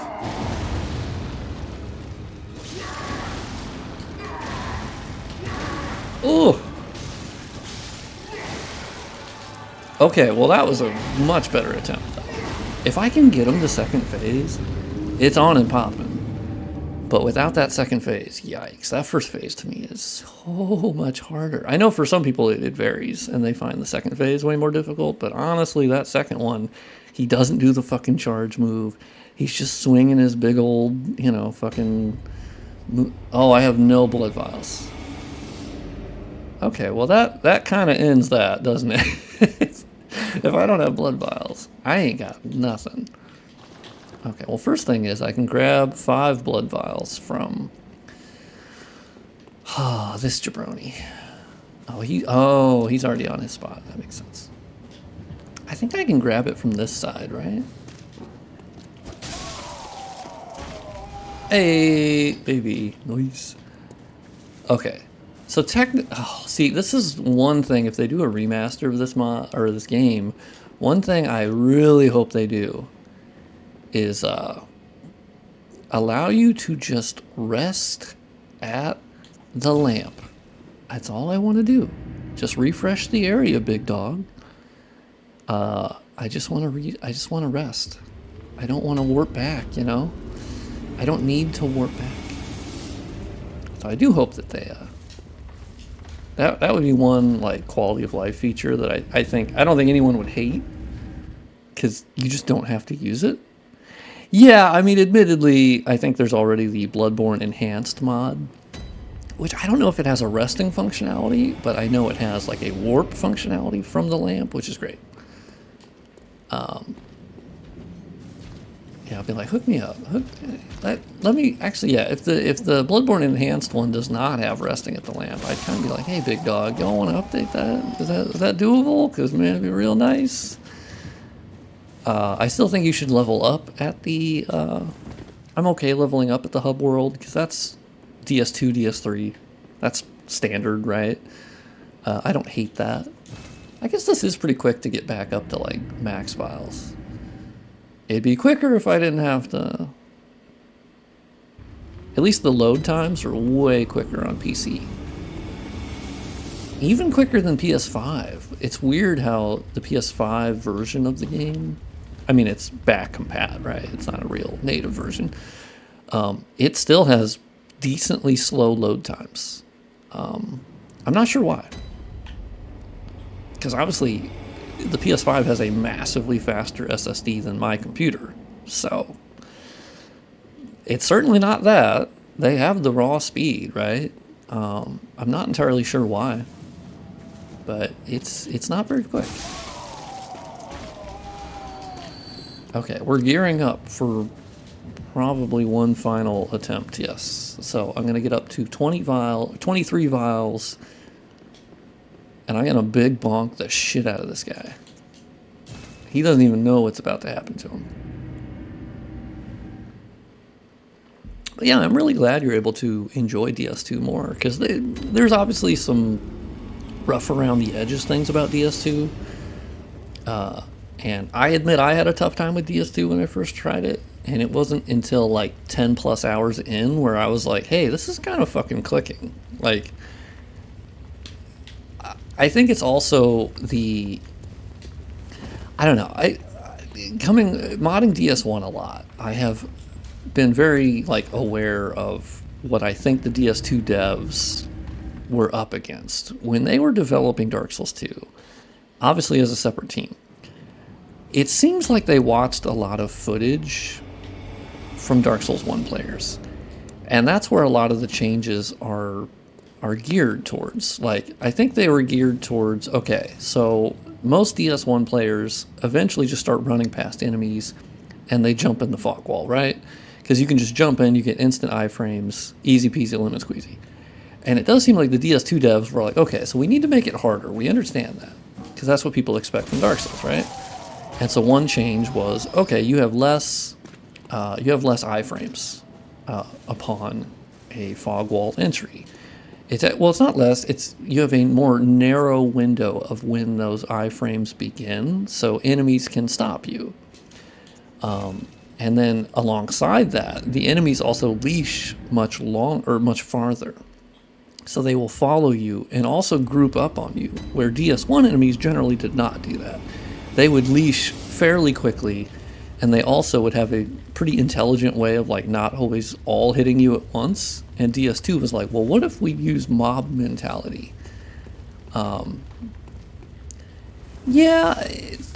So I kind of disagree with you a little bit there, Meph, because I'm trying to understand it from the point in time that they were at, where they had to follow up Dark Souls 1. And admittedly, I think a lot of the press around Dark Souls 1 was obviously how hard it was. And I would understand that they would look for ways to make the experience more difficult. I admit that not all of those resulted in fun, but I think it's a really hard push-pull between hard and fun, because you expect the Dark Souls games to be hard, and that is what can make them fun, is the challenge. I don't know. I sympathize with them, because I get that there was supposed to be a challenge in it. And a lot of Dark Souls 1 is, in hindsight, fairly easy. Because once you found those little cheese methods, you could just run past the enemies and go into the fog wall, and you didn't really have to fuck with the enemies that were there anymore. Yeah, I guess I defend Dark Souls 2 a lot, because I get why they made those changes. And I think if you try to play Dark Souls 2 like you do Dark Souls 1, then you're going to fail. You can't play it like that. And I get why people are upset by that, but it is a different game. And you need to engage with the enemies, understand their patterns, move them into a corner, then jump in the fog wall. I think you had to be a little more clever, where in Dark Souls 1 you could just roll past and you could just blast all the way. And Dark Souls 1 is my favorite, so I'm in a unique position, I think, to defend Dark Souls 2 in this case. And there's some things in Dark Souls 2 I don't like. ADP I thought was fairly stupid. And yes, I do think there were too many enemies in certain spots. Yeah, and also, yes, there are more fuck the player moments than any of the other Dark Souls games. Personally, I take that with a bit of humor, where I get that some people are just outrageously frustrated at it. I tend to take it as just more of the game is out to get me. And I think all of them are out to get me to different degrees. And also, I think Dark Souls 1 gets way too much of a pass by people, not talking about how fucking buggy it is, or how there are areas that you are absolutely mugged by enemies. And yet Dark Souls 2 is the one that people focus more on that with. I think Dark Souls 1 sort of got the initial pass because it was the one that popularized the genre, right? And Dark Souls 2, they just sort of outrageously hate because Miyazaki wasn't involved, right? More so than being a supervisor, whatever that means. But I don't know. I think people, if you go in with an open mind, I think you're going to have a much better time with Dark Souls 2, where, I don't know. Yeah, I will defend Dark Souls 2, I don't know, a lot. See, I guess that I think Dark Souls 2 did improve a lot. I think the quality of life, fast travel from the beginning, I think that was a huge improvement, and the warping screen was massively improved. I think the way that you used items and used multiple of items was great. I think the level design was a bit of a step back, but I also understand why they did it, because DS3 continued on what DS2 did. As far as that, I think the Estus upgrade system was an improvement, in that you had to actually go find the undead bone shards and whatnot, which of course Dark Souls 3 continued completely. And so, I don't know, Dark Souls 2, I tend to think it did bring a lot of improvements to the game, and they ended up going a different direction with their difficulty in terms of it being even more methodical in terms of the combat and slower, where Dark Souls 3 obviously went the opposite approach and followed Bloodborne. Little step back, world building was so bad. I guess world building in what way? I honestly love the NPC conversations and the lore that you found, and I love the little subtle callbacks to Dark Souls 1, where they didn't shove it in your fucking face like Dark Souls 3, where Dark Souls 3 was just like, hey, by the way, here's fanboys of Artorias, and here's your boy Andre, he's just hanging out for no fucking reason. Here's Firelink Shrine, it doesn't look the same at all, and there's no real connection, but here it is, and I don't know. In hindsight, Dark Souls 3 feels very, very safe, where it didn't really... What did Dark Souls 3 innovate? Where did it innovate in the formula? Other than it made it faster, which it took from Bloodborne. The world design wasn't any better, and it wasn't interconnected at all. It actually continued the Dark Souls 2 DLC's level design.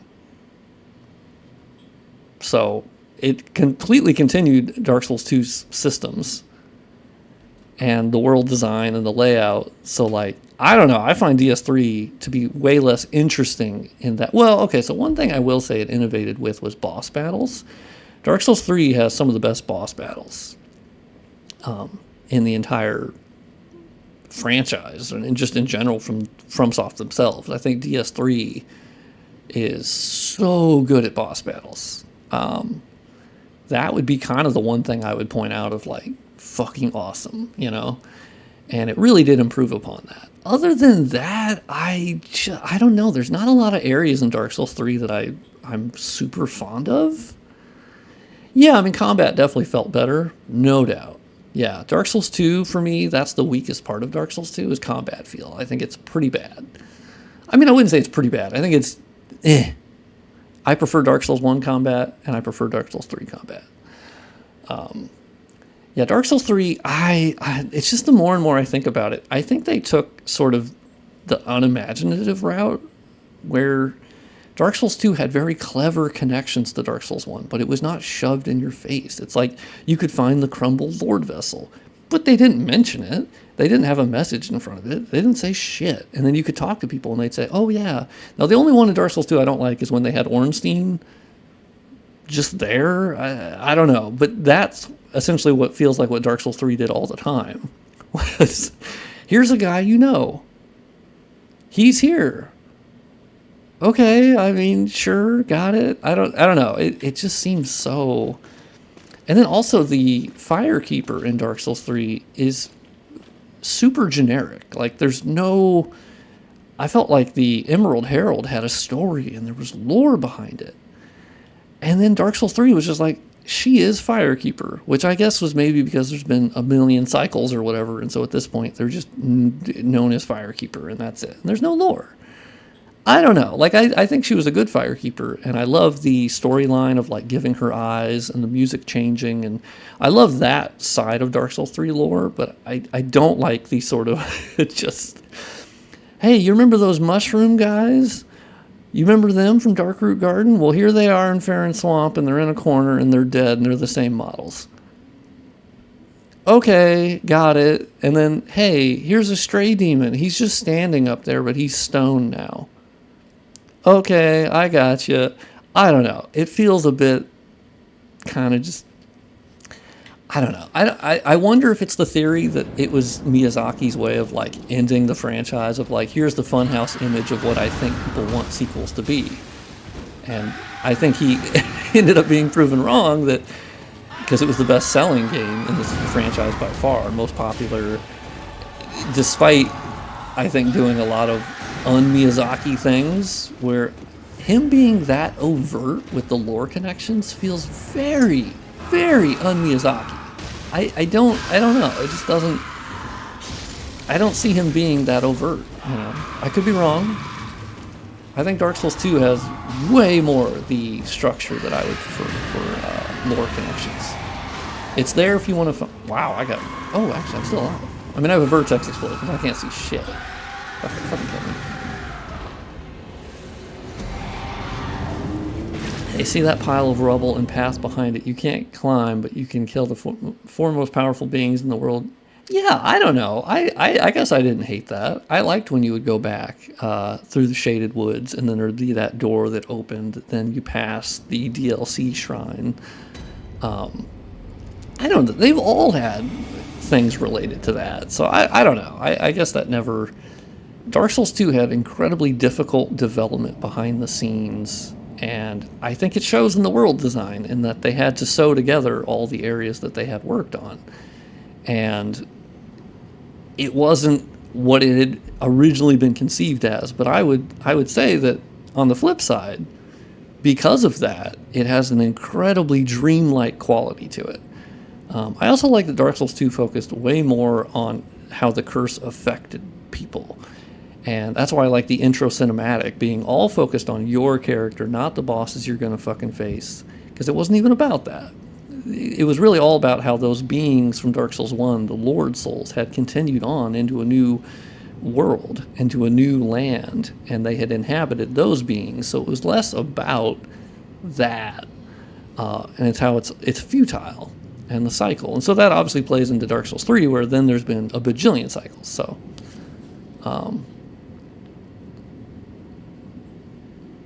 I don't...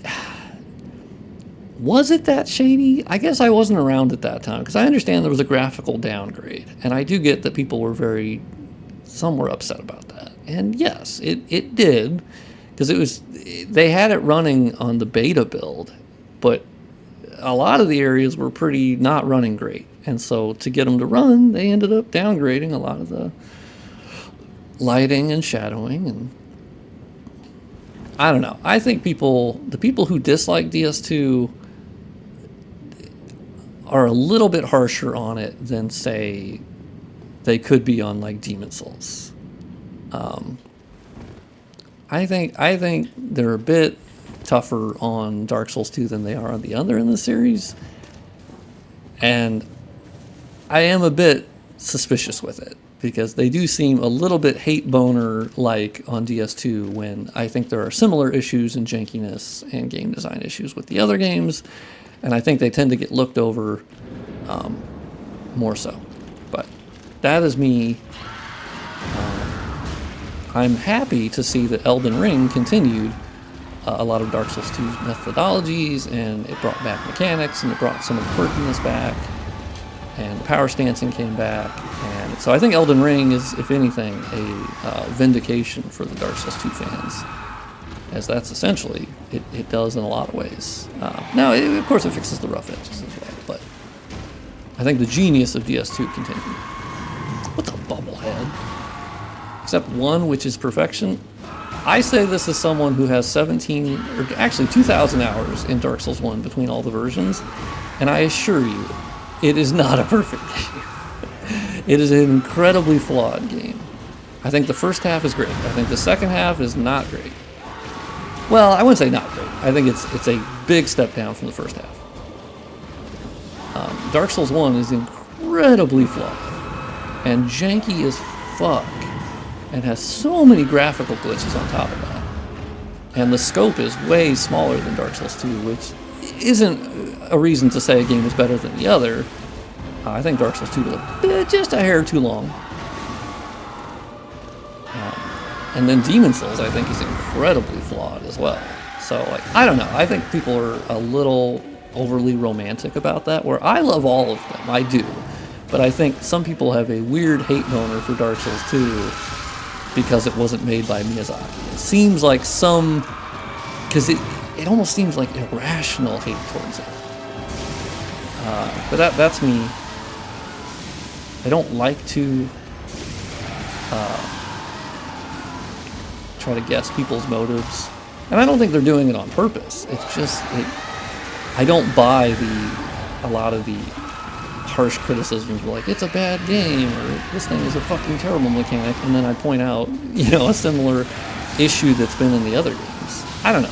None of them are perfect, and I think that's why I love them so much. They're incredibly flawed games. But they're beautiful because of their flaws. Like, Dark Souls 1 I love as much as I do because it's fucking flawed as shit. I don't think that's what makes any of these games special. Demon Souls has a special place in my heart, and it's flawed as fuck. It's an incredibly flawed game. Oh my god, oh my god. Alright. You're gonna do... Oh, is your big one? Shit. Fuck. I don't know, like Dark Souls 2, I enjoy playing Dark Souls 2 more than I enjoy playing Dark Souls 3. Hugely. Ooh, thank you for the follow, Bubblehead. Now that's gonna depend. I personal fun factor, I have so much fun playing Dark Souls 2. Honestly, more so than probably Dark Souls 1 or 3, which is kind of weird to say. And I would recommend people try out Bearer of the Curse mod, as it does soften some of those harsh edges for Dark Souls 2.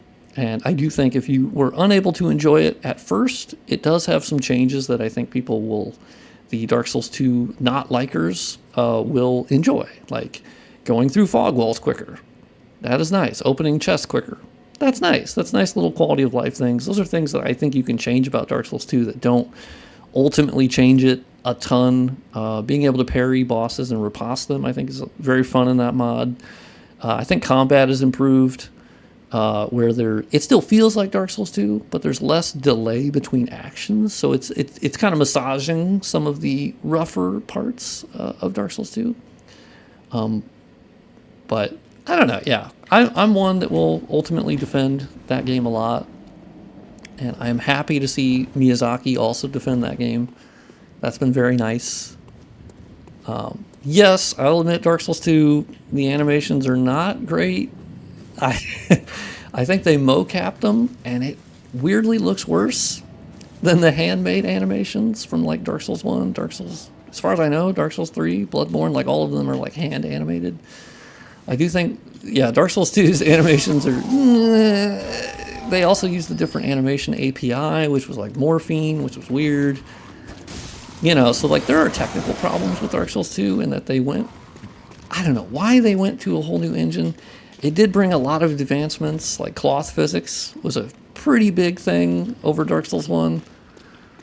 Dark Souls 1 is begging for cloth physics. But yeah, some of the animations in Dark Souls 2, not great.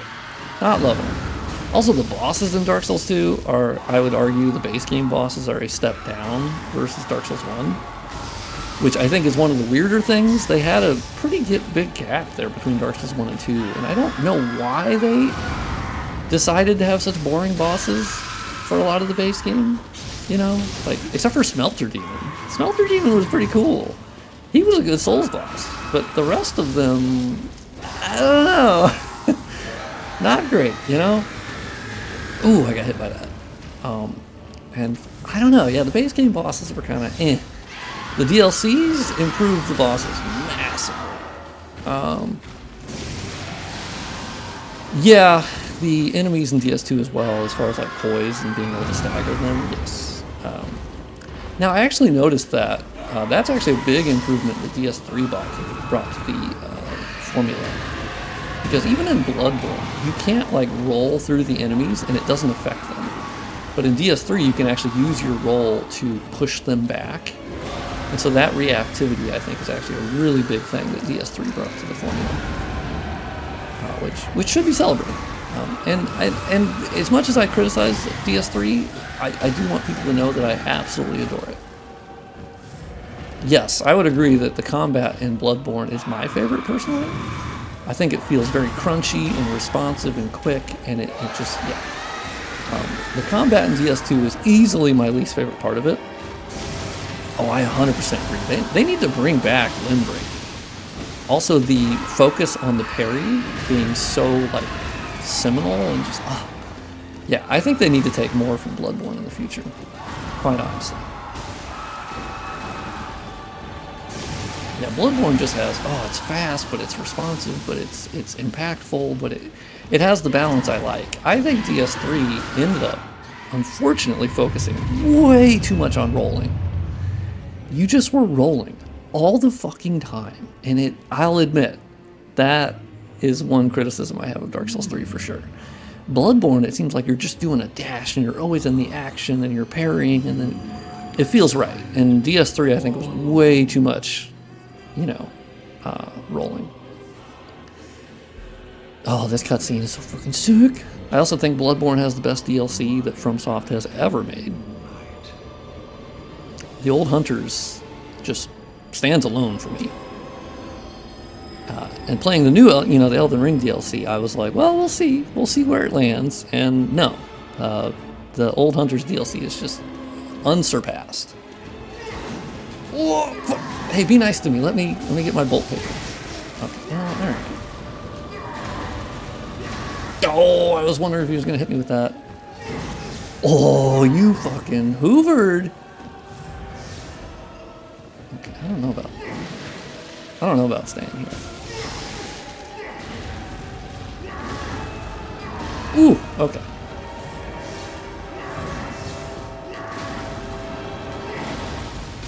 Oh, okay. Fuck.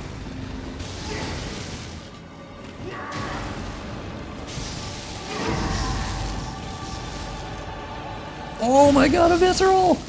I got a visceral! Okay, well, I fucking whiffed on that. Oh, are you gonna do your weird move? Oh no. No.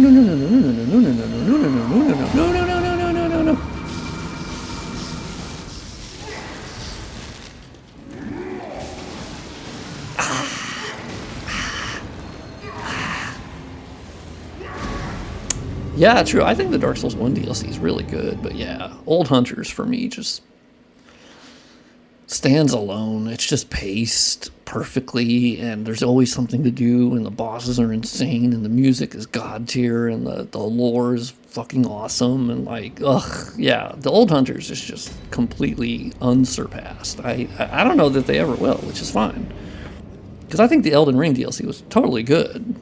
I didn't like the final boss, really, to be honest. I'm not alone in that, so I know that's not a hot take either, but I was kind of like, eh. Now they did nerf him, which was very nice. Oh, man, okay. Zinj. Okay.